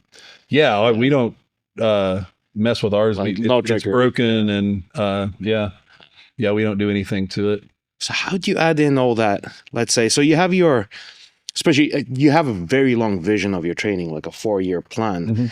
And then you decide to do something crazier like this Guinness record comes up or the America's Got Talent. How do you factor that into your training? Do you take stuff out? Do you add it in? Yes. What do you tell your training partner? Do you rope him into it? Hey, by the way. Yeah, this is what we're doing this week now. So it kind of depends what it is, but like I said, so there's the core stuff. Like right now it's arm wrestling practice, bench day, and squats. Anything after the bench press and the squats is negotiable. So if I had bed of coals, and then that's not muscular, okay, right? It's not. It's not strength training, so I can throw that in anywhere. Okay. But now if I was going to carry a 700-pound yoke across, then I don't know that I would do that. If I was going to carry like a 700-pound yoke across glass, well, then that would be strength training. So I would have to figure out where to put that in. That may have to get its own day. But then if I gave it its own day, I'm going to have to probably move something or drop something. So I may have to skip arm wrestling practice for a few weeks. So you would move stuff in and out? Yes. But the core stuff is non-negotiable. Okay. It stays for the remainder, and then everything else can be interchanged and moved. So I'm guessing also inevitably, since you're trying out so many different new things, I assume you'll always have some chance or risk of small injuries, cuts, etc. Is there anything special you do for recovery? How do you treat all that with your regular core training? Well, so eating and sleeping are number one. I see people like, I sleep 3 hours a day, but I'm doing red light therapy. Isn't it funny how it comes up every single episode? Eating and sleeping. Yeah. like my red light therapy. But eating and sleeping's a big one. If I'm getting really beat up, I love float tanks. I think that they're amazing. Like, Fantastic. yeah, it's unreal. Especially for those cuts in your feet. From Well, then it's just a torture session. But the floats, if you've never done one, the first one isn't great. I don't think. You have to go 2 or 3 times, but after that third time, you'll be like, this is the greatest thing. Yeah, you have to learn to relax. Yeah, You don't just 100%. Yeah. And you're in a new place, so the first time you go, you have this like extra adrenaline or something, and you're in there like, oh, this is weird.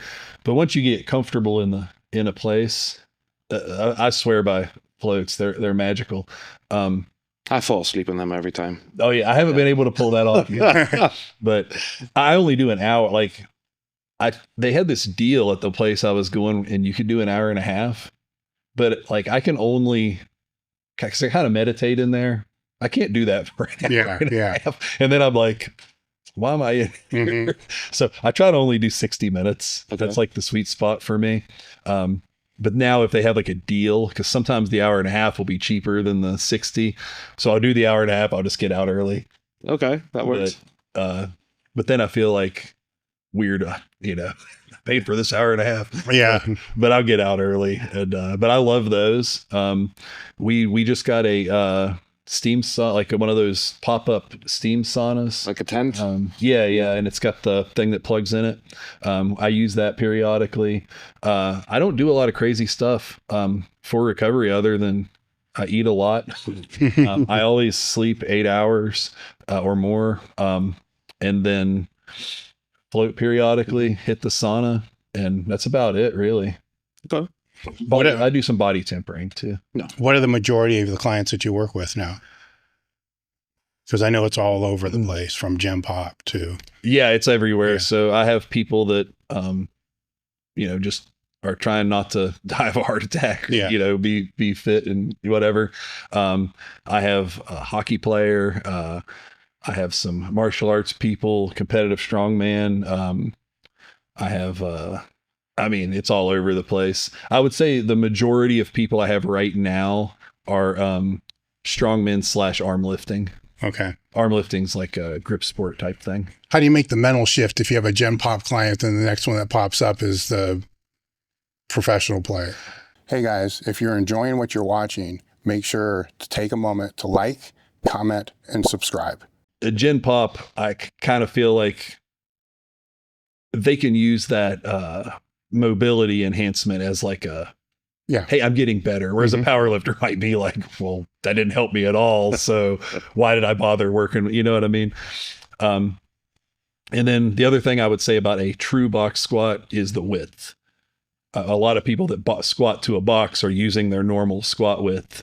I believe in really wide feet for the most part. Obviously, if you're conjugate, you could be all over the place. But if I was to say, hey, go do a box squat, I would, in my mind, I'm envisioning the wide stance, butt back, vertical shin, pulling yourself off the box style box squat. And I firmly believe that is the superior style of squatting to a box, or box squatting. I trained Gen Pop clients for over a decade, and all of them I had box squat. And every now and again, yeah, I'd put a free squat in there. Yeah. But the reason why I fell into it, I guess outside of being a West Side disciple, was I would just watch them stand up from a chair. Mm-hmm. And how awful they're rounding over, they're twisting, or off a couch or whatever. Well, I'm not watching them take a shit, but I assume they're getting off the toilet just as bad, right? Probably worse, yeah. So I saw this as more of, teaching them how to stand up, properly. Yeah. So they're not wrenching their back every time they get out of bed and X, Y, and Z. Because when I had my hip replaced or any surgery you ever have, the first thing that they teach you is sit to stand. One of the most basic movements that you do every day. You slide to the side of the bed, feet on, and stand up, right? So I've always kind of joked that as long as I keep box squatting, when I'm on my deathbed, I'll be able to slide to the end, put my feet on the floor, and stand up and die on my fucking feet. Yeah. So as long as that's so ingrained that it's normal, it falls into that. The other thing I found over time with the Gen Pop, if I put a little band on, even if it was just a broomstick, now they were bracing without knowing they were bracing. And when they went to stand up off the box, they would stand up with compensatory acceleration. Yeah. Because if they started to stand up slow, it goes right back down. So I'm like, well, fuck, this is way easier than trying to teach them how to breathe and brace and all this other shit when they just started. Then eventually that would come off as well. But it always start with a fucking broomstick and high box. And then as you said, you can work them down, from that time period. But that's where my view always stayed with it. Yeah. It's like once they master that, then we can take it away and guess what? They're squatting good. Yeah. See, I started with the free squat. I thought, oh, I'm going to have them all free squat, but it's a mess, man. It is because these, like, a lot of them never played sports or, like I said, they haven't been in it, and they're just so tight in weird ways from sitting at their job, or all these weird things that have happened in the way that they can move now because of the way their life is. And most people can't squat great. No. Well, short of a sports squat, most people don't even squat. Right. Just to sit or stretch or whatever. And these are the same people that will go out in their backyard and just bend straight over, to do yard work and fuck everything up because they don't know how to sit down. Yeah. That hurts me just thinking about it, like hurts my back. Yeah, think about it. Yeah. But I mean, that's what you see all the time. Yeah. And I also, a lot of people, especially in the Gen Pop and strongmen and stuff, will have SI joint issues, pain. And I've discovered that the box squat, I've never had anybody box squatting and have that happen. But with a regular squat or a deadlift, I get people that come to me not people I train necessarily, but people will come to me all the time and be like, oh, left side of my low back. And I'm like, oh, your SI joint's inflamed or something. What were you doing? It's always a squat or a deadlift. I don't know about a sumo deadlift, but a conventional deadlift and a squat are always the culprits. I've never heard of anybody having that issue unless they were suffering from it at the time and was like, I'm going to go box squat. Well, then of course you're going to have, but going from a healthy SI and box squatting, I've never really heard of that happening. And I've noticed that I think, and this is just theory, I think people that get into lifting are doing normal squats with a relatively narrow stance, and then they're strongmen conventional deadlifting. They're not getting the hip work they think they are. And a lot of times their legs and lower back will get stronger than their hips. And you take it for granted that your hips are going to be strong because from the beginning, your hips are usually the strongest part of your body. Generally, but then you start squatting with a relatively narrow stance and conventional deadlifting, and these other things can catch up or surpass. And I honestly believe that's part of what happens with people's SI joint is their back or their hips are fighting each other. But when you start box squatting, it seems to fix that. Yeah. In the early days, the interesting pushback I would get a lot with the box squats is it will fuck your back up.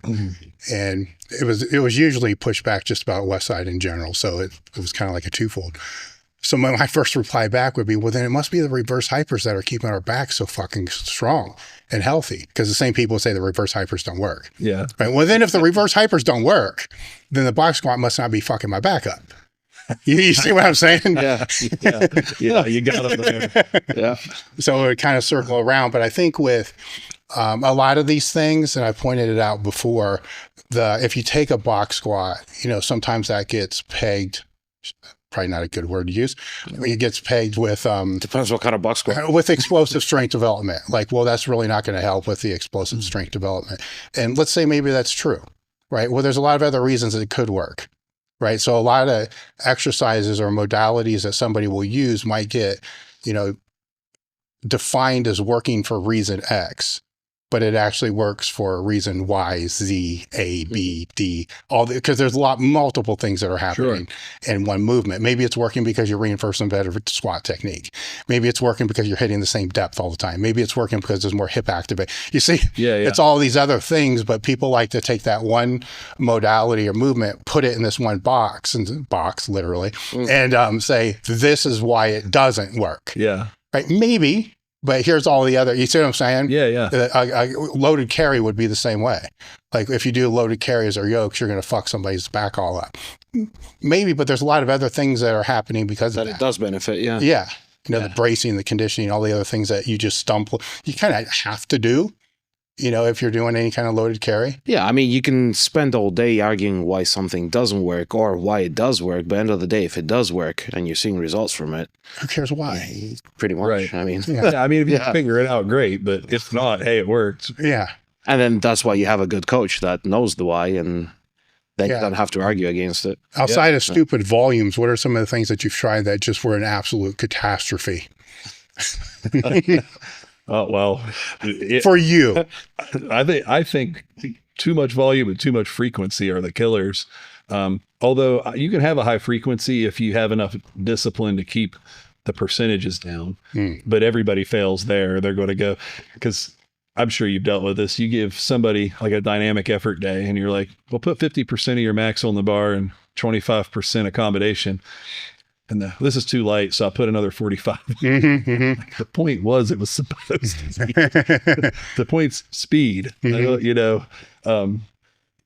you could have a high frequency if you would, not throw more plates. I think volume's the killer. If you do too much volume, you just tank. You have to really know how much volume, and I'm not talking about accessories. I mean, you can run that in the ground. I'm talking the big lifts. It'll just start to eat you up with high volume, especially if you also have a high frequency.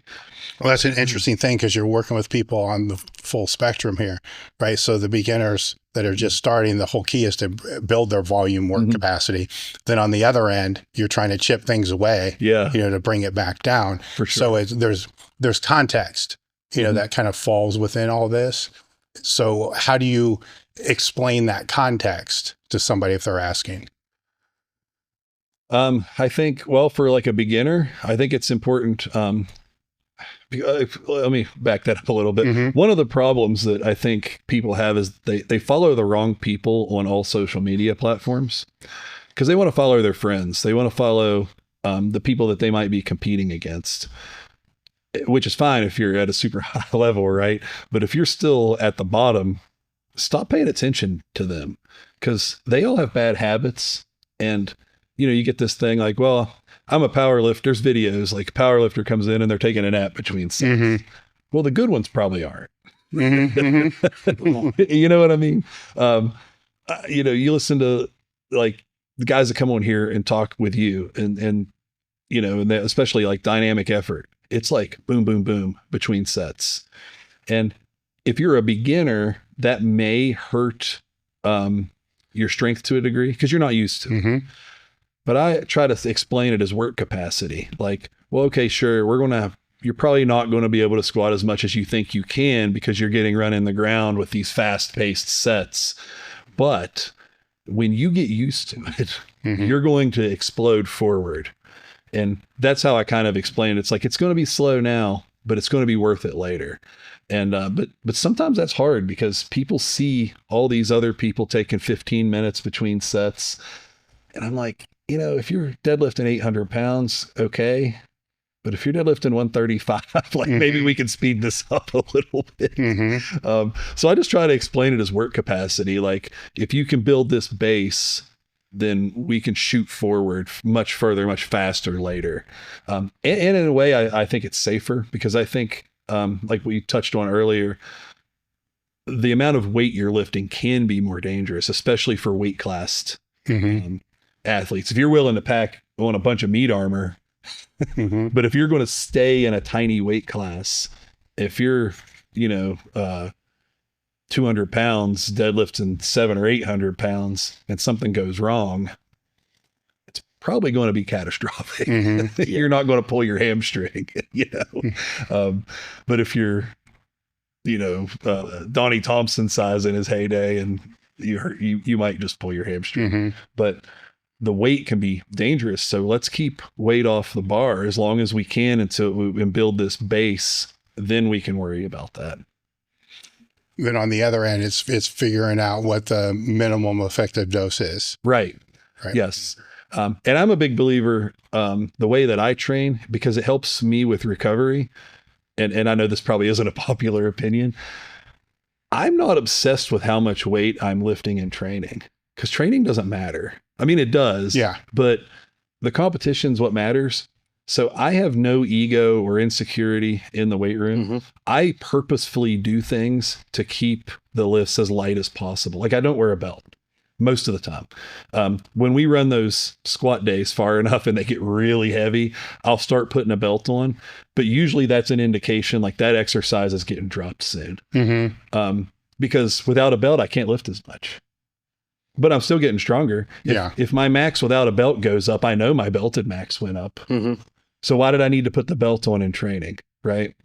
And that's another mental thing. I think a lot of people, if you don't, and I'm just throwing numbers out there, let's say you can squat 500 without a belt and you can squat 545 with a belt, and then you've peaked. So you're going to maybe hit 595, but the most you've had was 500. And now you're going to hit 595. For some people, feeling that heaviness would be too mental. They'd be strong enough to do it, but they've given up mentally. Like I said, with all the mental stuff that I've done with the steel bending and all that other stuff and the sports psychology, I'm dumb enough. I don't care what it feels like. I'm going for it. So the feel doesn't mean anything to me. Sometimes when it feels the worst, that's when you hit your best lift. So that works for me to keep it light, because I know when it does feel extremely heavy, it's not going to phase me at all. That may not work for everybody, but that's what I do. And like a lot of times, I would say almost always, I deadlift without straps. I don't wear a belt. I do all these things to keep weight off the bar in training, because I think it's safer, number one, because again, less weight. You could argue the belt is safer, but I would argue it's not safer, because if you put the belt on, you're going to put more plates on. You're going to take the belt to its limit too. Right? Who's going to do the same weight with the belt and without? Nobody's going to do that. That's true. They're going to put the belt on and go, well, that was easy. Let's throw another. So you're going to max out the belt too. So it wasn't any safer. Now, it would be safer if you lifted the same weight with the belt, sure. But nobody's going to do that. And I do that with a lot of stuff. That's one reason we got into the box squats, because probably now they're not, but in the beginning, they were harder than squats for me. And I was like, oh, this is another way I can get solid work in with less weight. Now it's about the same, because I've been doing nothing but box squats for 4 years. but in the beginning, there was definitely a disparity. So that concept of self-limiting exercises, or way of limiting yourself without necessarily just having it lighter by itself, still having the same. So you're sticking to the same intensity without having the same weight. Yeah, literally just limiting the weight. The intensity would be the same. Like if it's a max effort day, it's still a max effort day. It's just without assistance or whatever you want to call it. And that's not, like I said, we do shirted bench. We were doing shirted bench like once a month. So it's not to say that I never do that. I'd say I put a belt on once a month. We were putting a shirt on once a month. And if the workout, if it was necessary, I would put more on. But it gives me a buffer zone too, because let's say I get the flu. Well, my training partners are coming over at 6:30. I'm lifting with the flu. Like that's just how it works. So again, that's mental too, though. Usually the flu, I can lift as much. It just sucks. But let's say I had something in it made me weaker for some reason. well, I can just throw a belt on. Now I can do the same workout, get the same out of it. I just had to and I don't take the mental hit of, well, I couldn't do that. I just put a belt on, I did it. It gives me a buffer zone, or if I feel just bad or didn't sleep or something, I can say, well, today I'll just put a belt on and I'll do what I'm supposed to do. And I can't have a bad lift. Right. You know what I mean? It's almost impossible because I have somewhere I can go to make sure that I get it done. Mm-hmm. And it helps when you're not concerned about just hitting a number. There's no egoistic pursuit of that concept of just hitting a number. When I first started training with Eli, the first year and a half, he picked all the weights. And I have a crazy assortment of plates. So when they're on the bar, you can't tell what's on the bar. I don't know. I don't even know what half my bars weigh. I just say if they're at least 45, it's 45. If it's under 45, it's 0. Mm-hmm. That's just how we do it. And for that first year and a half, I didn't know what I was lifting. I just knew we added 10 pounds every time. I didn't know what it was. Does it matter? Mm-hmm. As long as it's more, does it matter? I don't think it does. No, that helps. Training with Clint, he would load all my deadlifts for me always. I'd never know what I'm PRing. He'd tell me what I hit after I hit it. Yeah. So, and I've PR'd every single time like that without fail. Yeah. So. Yeah, you don't have, and it's like, well, I know I did it last time. It's only 10 more pounds. I guess, I'll just do it. And then I see him do it, and it's that mental thing. Well, he did it. I can do it. And I'm not going to let him beat me. Yeah. Right. And then you at least have to do 10 reps now, just to really make certain. So I'm big on that. I try to self-limit everything, and not always. Like I said, sometimes we'll throw a shirt on. And I had one of those F8 Scorpions. I bitched in that a couple times. That thing is crazy. So sometimes we do get pretty wild, but in general, I try to be self-limiting. And that's even in like arm wrestling practice. I'm not going 100% in practice. Like I'm not going to risk getting hurt. When I Moss wrestle, I never go 100% in practice. It's too, I'm going to say it's too risky. I don't think Moss wrestling is dangerous. We can get in that debate if we want to, but I think it is risky.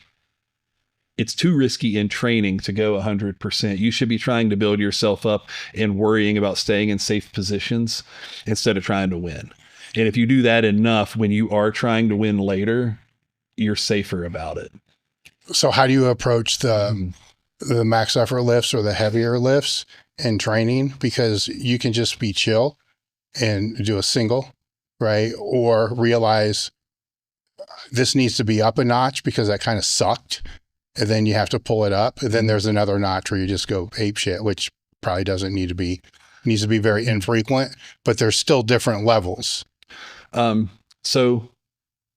I said, when we're doing like, let's say we're doing max effort, I'm probably limiting it without a belt or something along those lines.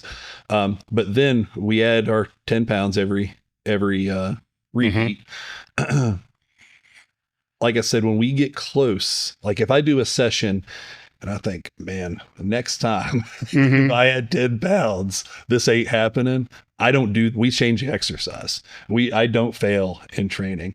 I don't ever want to know what failing is like. When I go out there at a competition, I want to be like, well, I haven't missed a rep in 4 years. I don't care what this thing weighs. I'm getting it. Now, whether or not I might miss it, but mentally going in, I'm thinking, well, I don't even know what missing a lift feels like. Yeah. And that's just how I approach it. I think the only lift that I have missed in the last 4 years was a couple bench presses. So you don't have any AMRAP type things in your training at all? We cut it off. Okay. One of our squat days and one of our bench days is, I call them lightning rounds. It's kind of a cluster. I don't know what you guys call them, but you'll do as many reps as you can, 30-second break, as many reps as you can, 30-second break. Then you do 3 sets. I never take any of those to absolute failure. None of them. I stop if I think I can get one more rep, and that's how I think it. I can get one more rep, I'll do one more. If I think I might get one more rep, that's a no. Right? Maybe on the very last set of the 3, I might go for it. And that's why I say on the bench press, I have missed a couple. But on the squat, I don't take it that far. All right. I don't know if that's wimpy, but that's what I do, and it works. Well, the reason I asked that is because sometimes you can throw an AMRAP with somebody and they end up doing 7, you know, where they thought they could only be doing triples. Yeah. Then, I mean, if it's yourself, you're like, what the fuck? Was I puss this whole time? You know, or if it's a client, you realize that they're holding back, you know, maybe, you know, because the mentality can play into that too. If they trained at that same mentality all the time, then they're going to dive. Now, something we will do is, and this is rough because like if we do 12 sets of 2 on squat, the last set we'll do some crazy stuff, but we still never miss. Like we'll either do that last set. It's supposed to be 2, but we might do 5 if we can.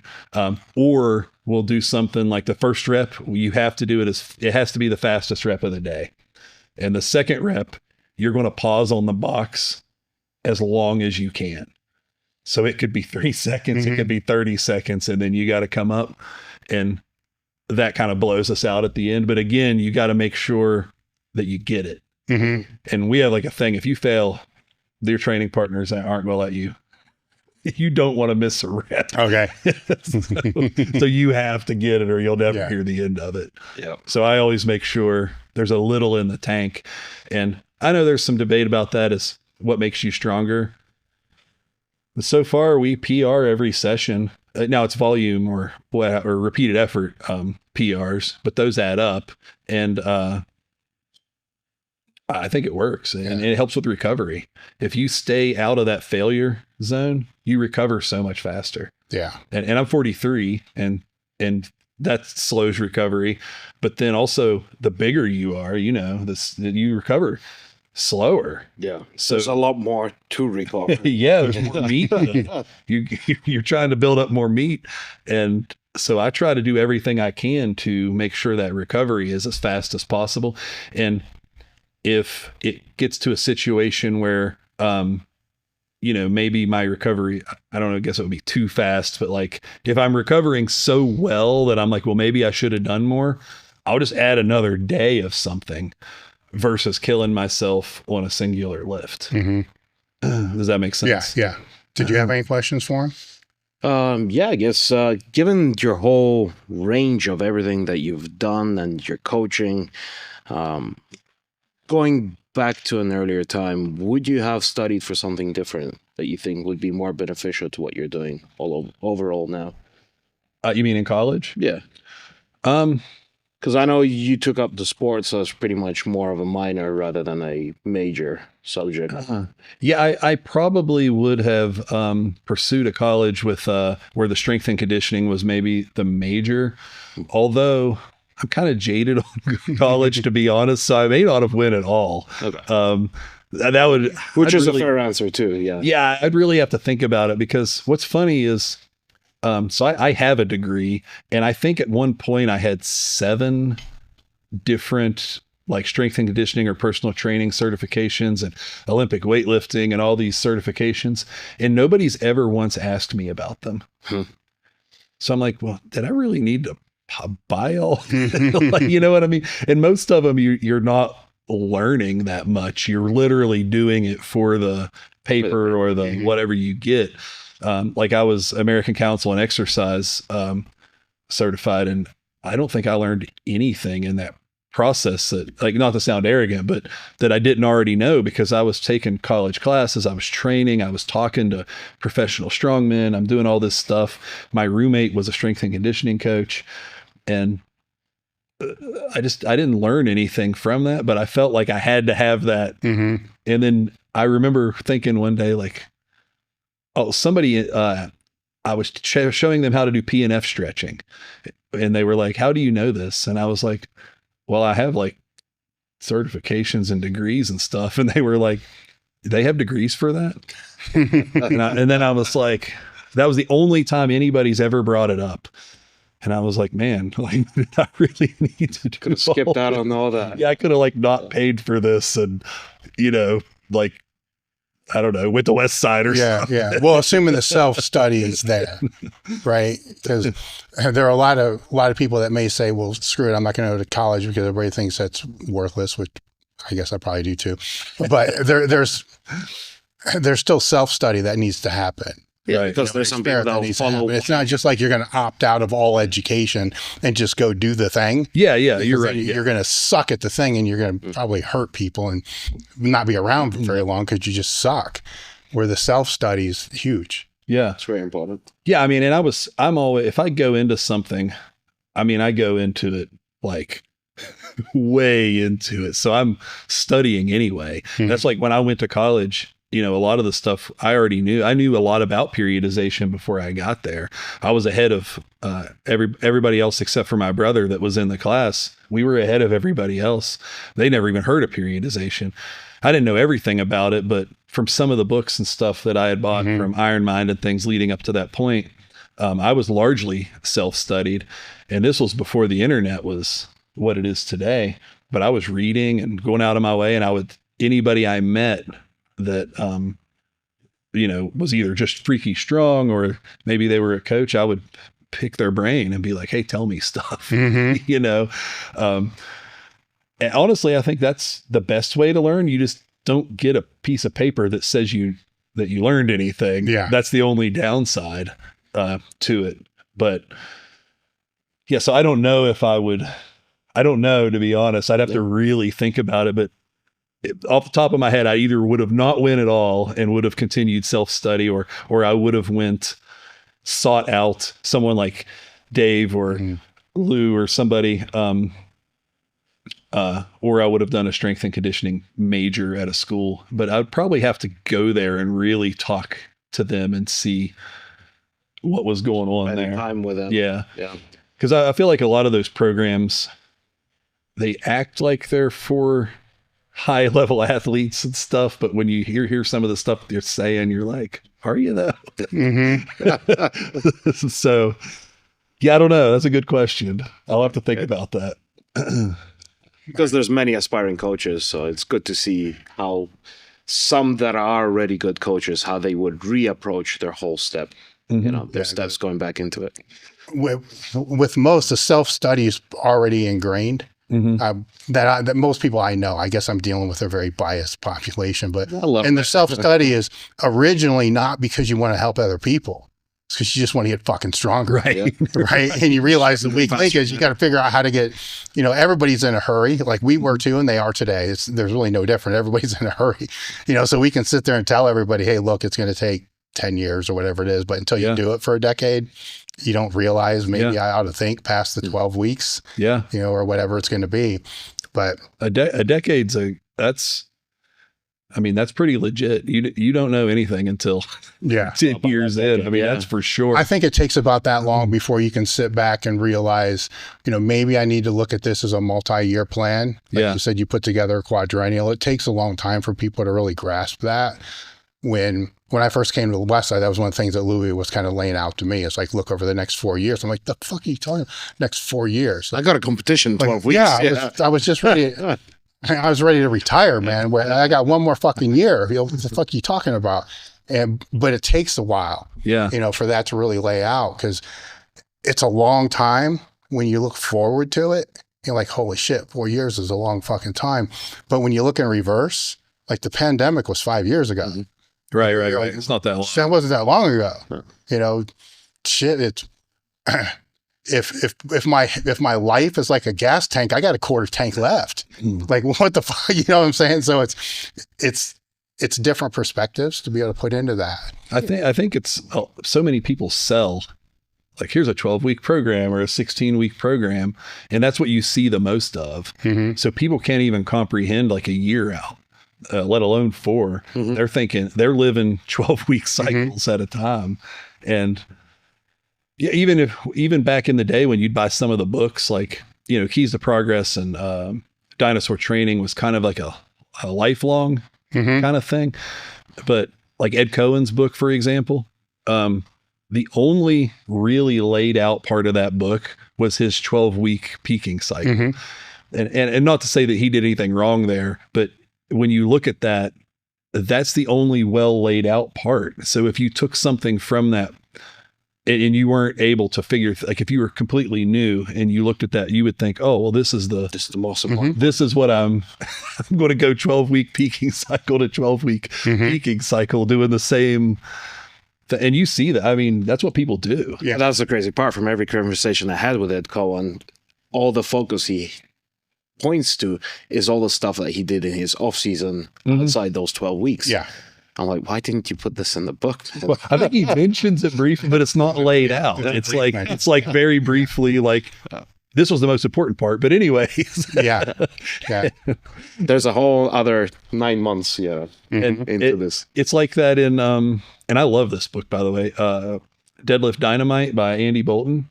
It's kind of the same. Like the only written out example in the book is, I don't remember if it's 12 or 14 or whatever, however many week deadlift cycle leading up to his big 1,003 pound lift. But there's not much detail on like, well, what about the other 40 weeks out of the year? Like, what did you do there? And I could run that deadlift, not with the weights, but I could run that deadlift program. But if I didn't do the stuff he did before that, there's a chance it's not going to work for me anyway, because I don't have the same base. So I think a lot of people gloss over that, probably because it's more, I guess, boring. Yeah. But it's glossed over in a lot of stuff. And that's really what drew me to a lot of the conjugate and West Side stuff was like, it's like, this is like, it just goes. Yeah. All the time. And that's what I was been looking for. And prior to that, I was doing like a lot of the old time strongman training, because it was like that too. Because I don't know if you've heard this or not, but people talk about the old timers, like Paul Anderson or any of those guys, the Mighty Atom, and they'll say, well, those guys were never hurt. Arthur Saxon, those guys, they say they never were hurt. And you think about like, well, how were they training? What was their mentality? These guys were going and working in a rock quarry for 12 or 14 hours, and they'd come out and lift. And then on the weekends, they're doing shows for money where they're lifting. They'll probably have a lot of self-limiting going on. Like a guy like that can't go in and fail a squat. No.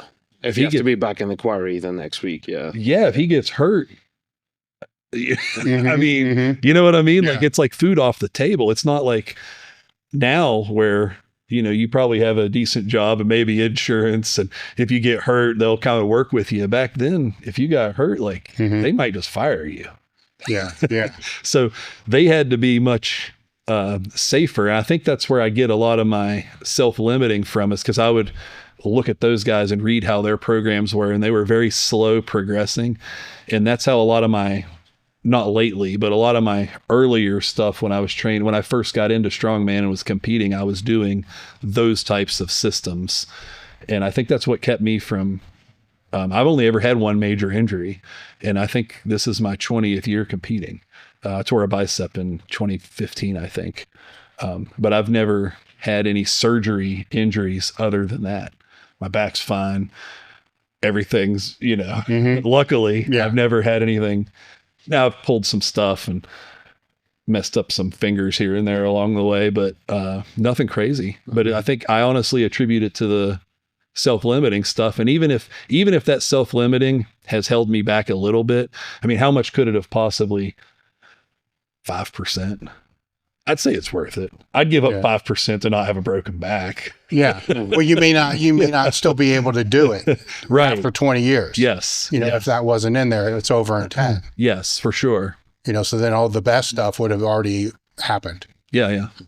And yeah, I want to do this, you know, till the last day. Like I want to load a stone and go out, you know, like something like that, you know, be on the Moss wrestling board and just expire. Any topics you wanted to talk about and we didn't bring up? Well, let's go back to, we were talking about technique earlier. And you were saying with, I think it was football, maybe if they're not squatting 100% right, are they still getting stronger? And I just wanted to say a way that I've looked at stuff before is you'll get people that'll watch a squat and that was a terrible squat. Okay. Sometimes it is, but you know, sometimes it's not, or maybe it works for them, like Greg Panora or Steve Goggins, for example. They were like doing these back lift squats, which I have no problem with. But if you think about most of the assistance work or variations, wouldn't that technically just be a piss poor version of the actual lift? Yeah.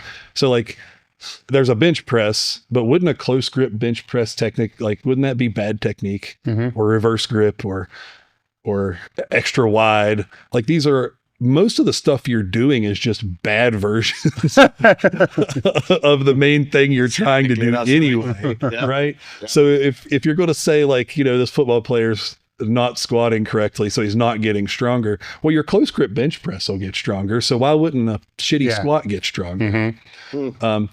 Now, are there some arguments? Maybe it would be a little bit better. Maybe, but if they're not, the number doesn't matter to a football player. It's what they get out of it. If the number goes up, like you could put 100 pounds on a football player's squat and he might not get any better on the field. Yeah. Like you have to make that apply. So the number itself isn't as important as it is to like a power lifter. And I've always looked at stuff that way, or people when somebody makes up an exercise, isn't that just like a tape press? Yeah. Right. Technically, isn't that just a bad version of something else? Well, a good morning is a squat that went really bad. Yeah. Right.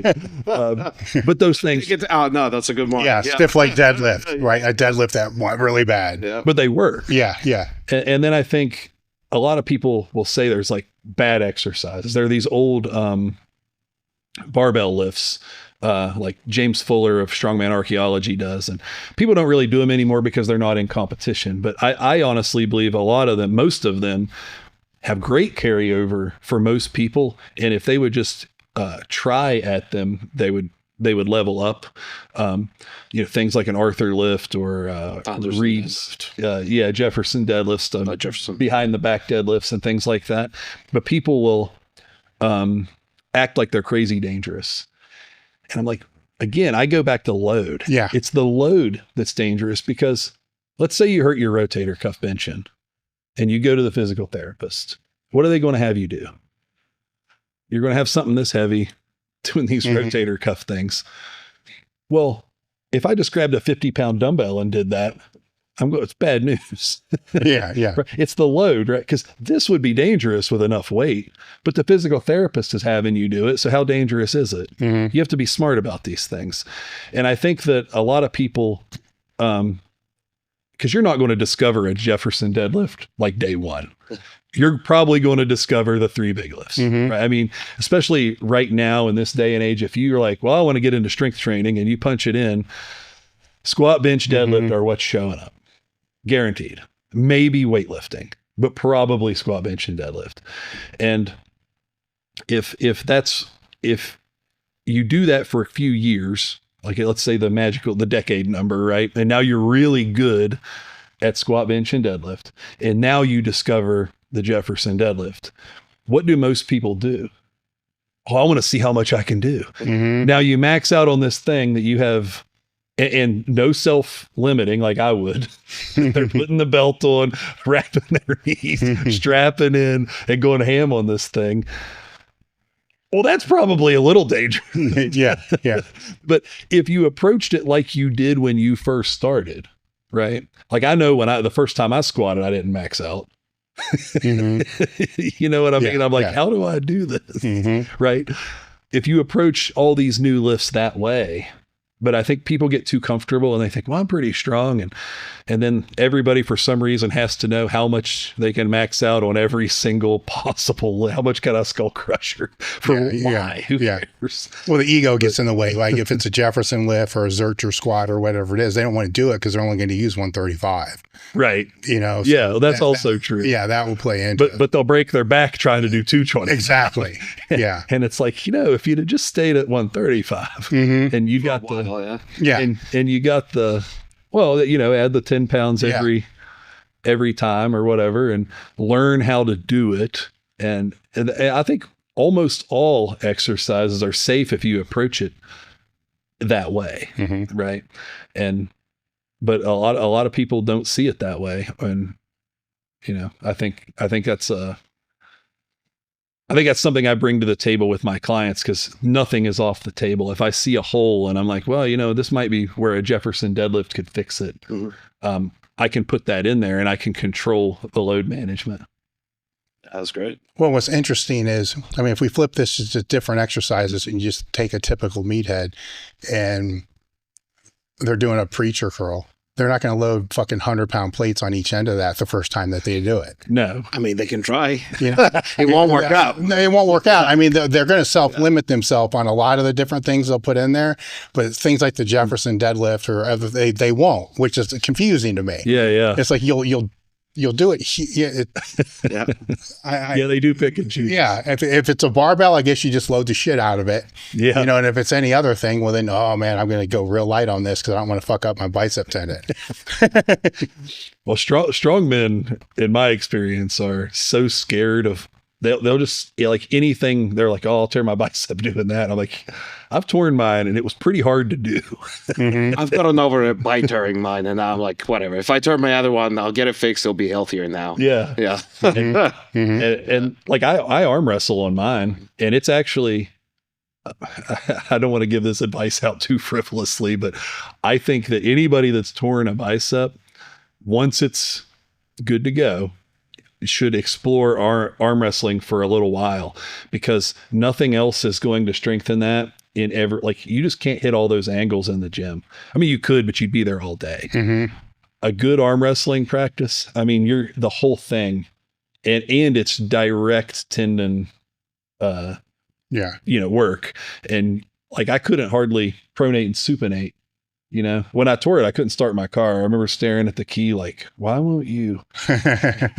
And then I went through physical therapy and stuff, and my arm was like on circus dumbbell press was a little, it just didn't feel stable because this was so weak, and you don't even think that would make much difference, but it does. But after I started getting into arm wrestling, it's way stronger than it ever was. So I would recommend that. But when you go to those practices, you can't act like it's that Jefferson deadlift. I'm going to be the biggest guy and try to win. You have, it's practice. It's different with lifting because you can play the game at any time. Like we could walk over here right now to the monolift and max out like it's a meet.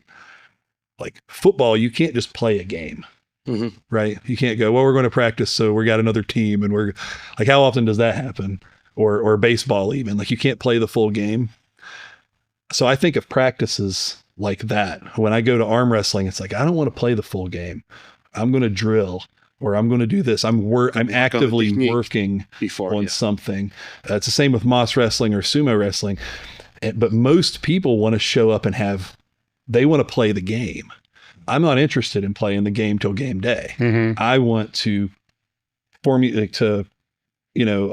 improve on all these different things and then come together on game day. If you can do that with the arm wrestling and put your ego aside and stop trying to be the practice champ, I think it's the best thing for a torn bicep. It's interesting you bring that up because I tore my left bicep, and fantastic recovery. I started work within the first week. Light weights, I never put it in a cast. I kept active through the whole time. So by month 3, where people usually on just about start serious work, I was at full capacity. Oh, cool. Like full bicep work, full weight. And I was really proud of that. I could bicep curl pretty much everything I did, and then some, so I was PRing on my recovered bicep. Now, I thought I was in a really good spot. I was like, this is great. My bicep's fully recovered, until I met up with a friend. He's a really fantastic physio. He's like, well, can you do this? It's like a little supination exercise on the cable machine. This should be easy. He's like doing the 2 plates on the cable machine. I'm like, of course. I come over. I'm like, oh, shit. I can't do this. I'm like, okay, now we just found out that there's a major weakness, and I can do it with my right hand. I cannot do it with my left. And this is the bicep that is now PRing on bicep curls, which you assume is the a factor of, measuring how well or how strong your bicep is. But there's so many other small parts to it where I guess arm wrestling is a great way to highlight all the different planes and directions that your bicep and arm can move in. Yeah. And when you get into it, not just the practice, but you'll inevitably start doing those little small arm wrestling movements. And that in addition helps that bicep and that whole elbow, because when you tear that, they got to go in there, they got to cut in there. There's more damage that's done than just that thing blown up. And then all that stuff, maybe not, you came back pretty fast, but some people it takes 6 months. Well, all that other stuff around it's getting weak in that 6 months. So you got a blown out thing, you got a knife wound, and everything's atrophied. And arm wrestling, I think, is the easiest way to hit that whole problem in one session and be done with, as long as you're smart about it. You're not going to war with guys in there. You can do that later. I mean, I can do that now. I do arm wrestling competitions and stuff, and I haven't had any issues with it. But most people, I think, are so scared to do anything after they've had one or even before they get one. I mean, I hear it all the time in the strongman community, like, oh, that event's dangerous, you'll tear your bicep. And I'm thinking, these things aren't just popping off left and right. And then it's like, what are you doing? The big thing too is like, what are you doing to prevent them? Like, I know why mine tore. I had when I first started, remember I said I got elbow tendonitis and bicep tendonitis. Since that beginning, I'm real prevalent to it. Like, it'll spring up if I'm not careful. Like, if I do too many strongman events, I don't do that anymore. But like I said, I used to do this stuff like 6 days a week. And if you lift stones and sandbags and all that stuff all throughout the week, I'll get lit up. Sandbags and axle cleans are the absolute worst. At the peak of my issues. I mean, I'd do one clean and be like, oh my God. But I had let that get out of hand and I ended up with bicep tendinosis. So there was actually like, my tendon looked like Swiss cheese, holes in it.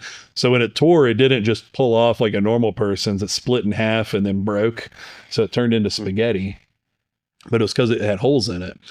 So I know why I tore mine. Otherwise, I was doing what I could to keep it healthy, real high rep stuff and getting blood in there. I just was doing too much at the time.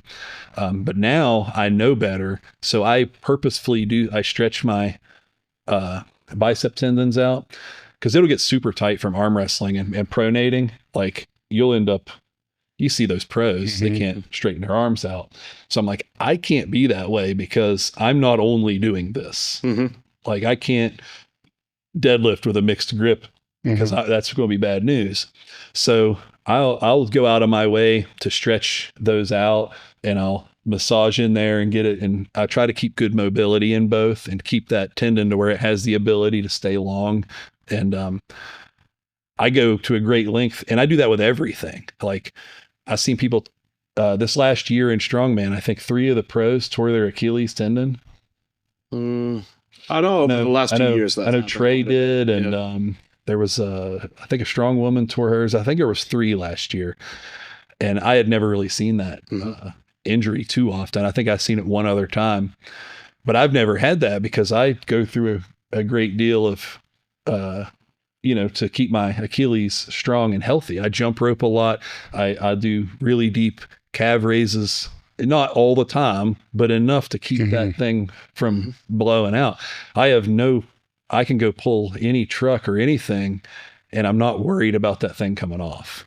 I think a lot of people neglect that stuff too, especially when they're scared, because then they're scared to do anything to that area, which is actually going backwards. Right. But I see that a lot in strongman with biceps for some reason.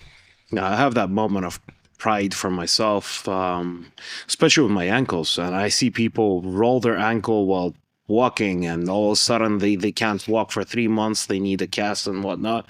I've rolled my ankle weighing 400 pounds and I've never had an issue because I do work my ankles. I do work on all sorts of flexibility, mobility, and strength in a range of motion. So that is a very important skill and technique to have. Yeah, and I think being in different weight classes, like, you roll your ankle at 135 pounds, well, okay, me or you roll our ankle, that could be bad news. Yeah. And you have to think ahead. And I've been lucky, and I've been able to do that as I gain weight. And I think I've heard you talk about, as you went through different weight classes, you would switch from conventional to sumo based on how your body was shaped. And I've always kind of naturally figured out to do that, luckily. But a lot of people don't. And they'll stay in these suboptimal positions, say, well, this is how I've always done it. Well, buddy, if you want to win. Yeah. And, but stuff like that is important as you go, everything progresses, right? Like the type of squat you do today in 4 years, you might be like, I switched to box squats, and when I started, I was a high bar guy because I was buying the Iron Mind stuff, and they pushed all that weightlifting stuff. Then I went from high bar to low bar. Now I'm a box squatter. I don't know what I'll be in for. Who knows? Yeah. You know what I'm You've certainly done a lot of interesting things, so that'll be interesting. Yeah. And the deadlifts I'll do. If I did a powerlifting meet, I would do sumo just because I don't get to train for that otherwise for strongman. I would do sumo, but if I figured out at some point, like, well, maybe I could do more conventional, I might switch. But the first time I would do sumo. But I'm not opposed to trying these new things and realizing, like, well, now I'm bigger, taller, I'm stronger here, maybe I'm weaker here, this needs to change. My stance might need to change, or, I pulled a hamstring, so now I have to do this. But I'll feel like a lot of people they want to do what they started with, and the only thing they want to progress is the weight on the bar. Yeah, good luck with that. And you find out, but people are stubborn, and they will stay in that plateaued area and getting hurt the whole time and not putting it together. And I don't think it's that they're not smart. It's just, I guess it's like insecurity and human nature. And you got into the sport and liked it and fell in love with it because you started with the squat, bench, and deadlift, or whatever it was, or lifting stones. And that's what you fell in love with. And it's like, they don't want to do the other stuff. But progress is progress in every area. So you're going to have to maybe lift stones a little bit differently, or, I don't like try to something new, change things around. Yeah. Even there's different stone diameters, and the stronger you get, those diameters get bigger. I've been humbled so badly. Going to a gym here nearby, I come up to the stones, and I'm used to stones at their diameters. I know what a rough 300 and a 330 and a 400 looks like.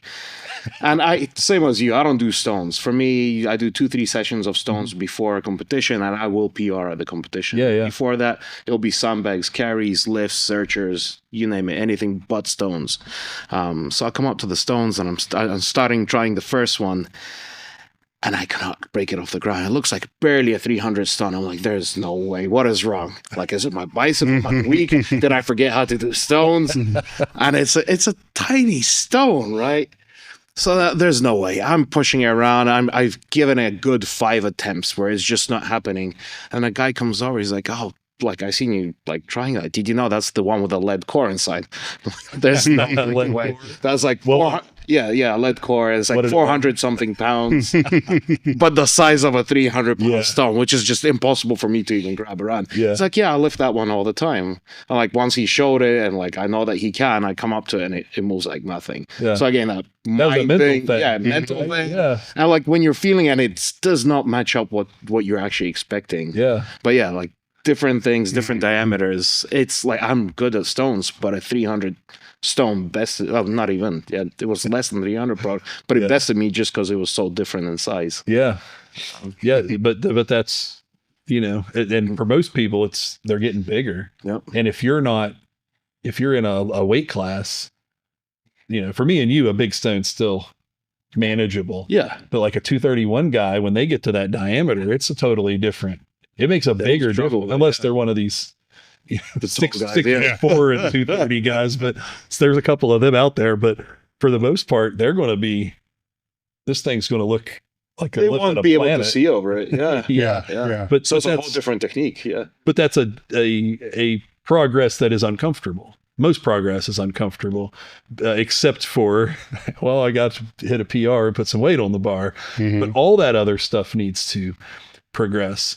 And back to biceps, like deadlifting. In powerlifting, you do the mixed grip. I'm not scared to mixed grip. I'll do it. But I'll see people deadlifting 405 and they'll be like, well, it's dangerous to mixed grip. Who's ever tore their bicep with 405?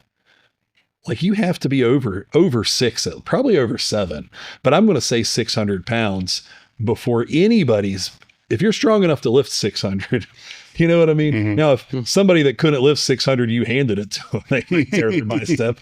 But I would say it takes 600 to 700 pounds for a healthy. Now, if you have a pre-existing issue, that's a different story. A healthy bicep to tear, you're going to need 600 or 700 pounds. I've never seen anything less than that tear a bicep. So why not do that in the beginning? And then if you're that worried about it, then progress later.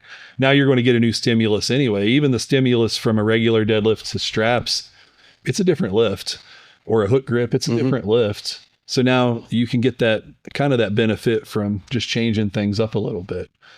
But have you ever seen anybody tear a bicep with less than 600? I don't think so. I just don't think it's possible. Probably not, no. I mean, unless you were jumping up and down with it or something. I mean, I just don't think it's possible. But when you get to that point and you get to, okay, I can deadlift 600-700 pounds. And if you're in powerlifting and you're using the mixed grip, well, I would do it leading up to that. But at least at that point, you need to start thinking, okay, now I'm in a territory where I need to start taking care of these bicep tendons. But most people won't even do that. They go into that danger zone and are just like, well, I'll just keep doing it the way I've been doing it. And the game gets more complicated as you go to a point. No, you're right. Especially because I tore my pec first and then my bicep 2 different times. After the pec, I was afraid to tear anything else for quite a while. Tearing the bicep was actually what made me realize that it's not all that bad, especially once you actually know how to recover it correctly. Yeah. But that biggest part of it was learning, especially from Seth, that tendons and muscles don't just tear randomly. You have to throw them under some unexpected load for that to actually happen. So in my case, I tore my bicep because of a mistake I did during the lift, which completely stretched it beyond any position it should have been. Yeah. But if as you say, if you worked up to that load and you're ready to handle it, there is absolutely no reason it should randomly happen. Yeah. Unless you make a mistake. So, well, there's always unavoidables. Yeah. I mean, I've seen squat accidents where I'm like, there was nothing that could have been. I mean, it was rolling over their head no matter what. So, but there's definitely those. But I think, for the most part, for most normal injuries, there was at least something they could have done to minimize the damage done. Yeah. Without a doubt. What's the best way people can find you, follow you? Instagram is my number one platform I use. I'm also on Facebook, but Instagram's my number one. All right. What is the Instagram? At Mauser Strength. We'll have a link in the description, but I wanted to thank you for coming out, Ilya. Thank you for being on it. And with that, any final thoughts? I think just anybody listen and get bigger, get stronger, and try to keep doing it. All right, guys, we're done. Yep. Thank you. Thanks. All content you see on this channel and at elitefts.com is created by, take a guess, Elite FTS. If you want to help support the content, head over to elitefts.com and pick up literally anything that you need to be able to get more jacked and strong.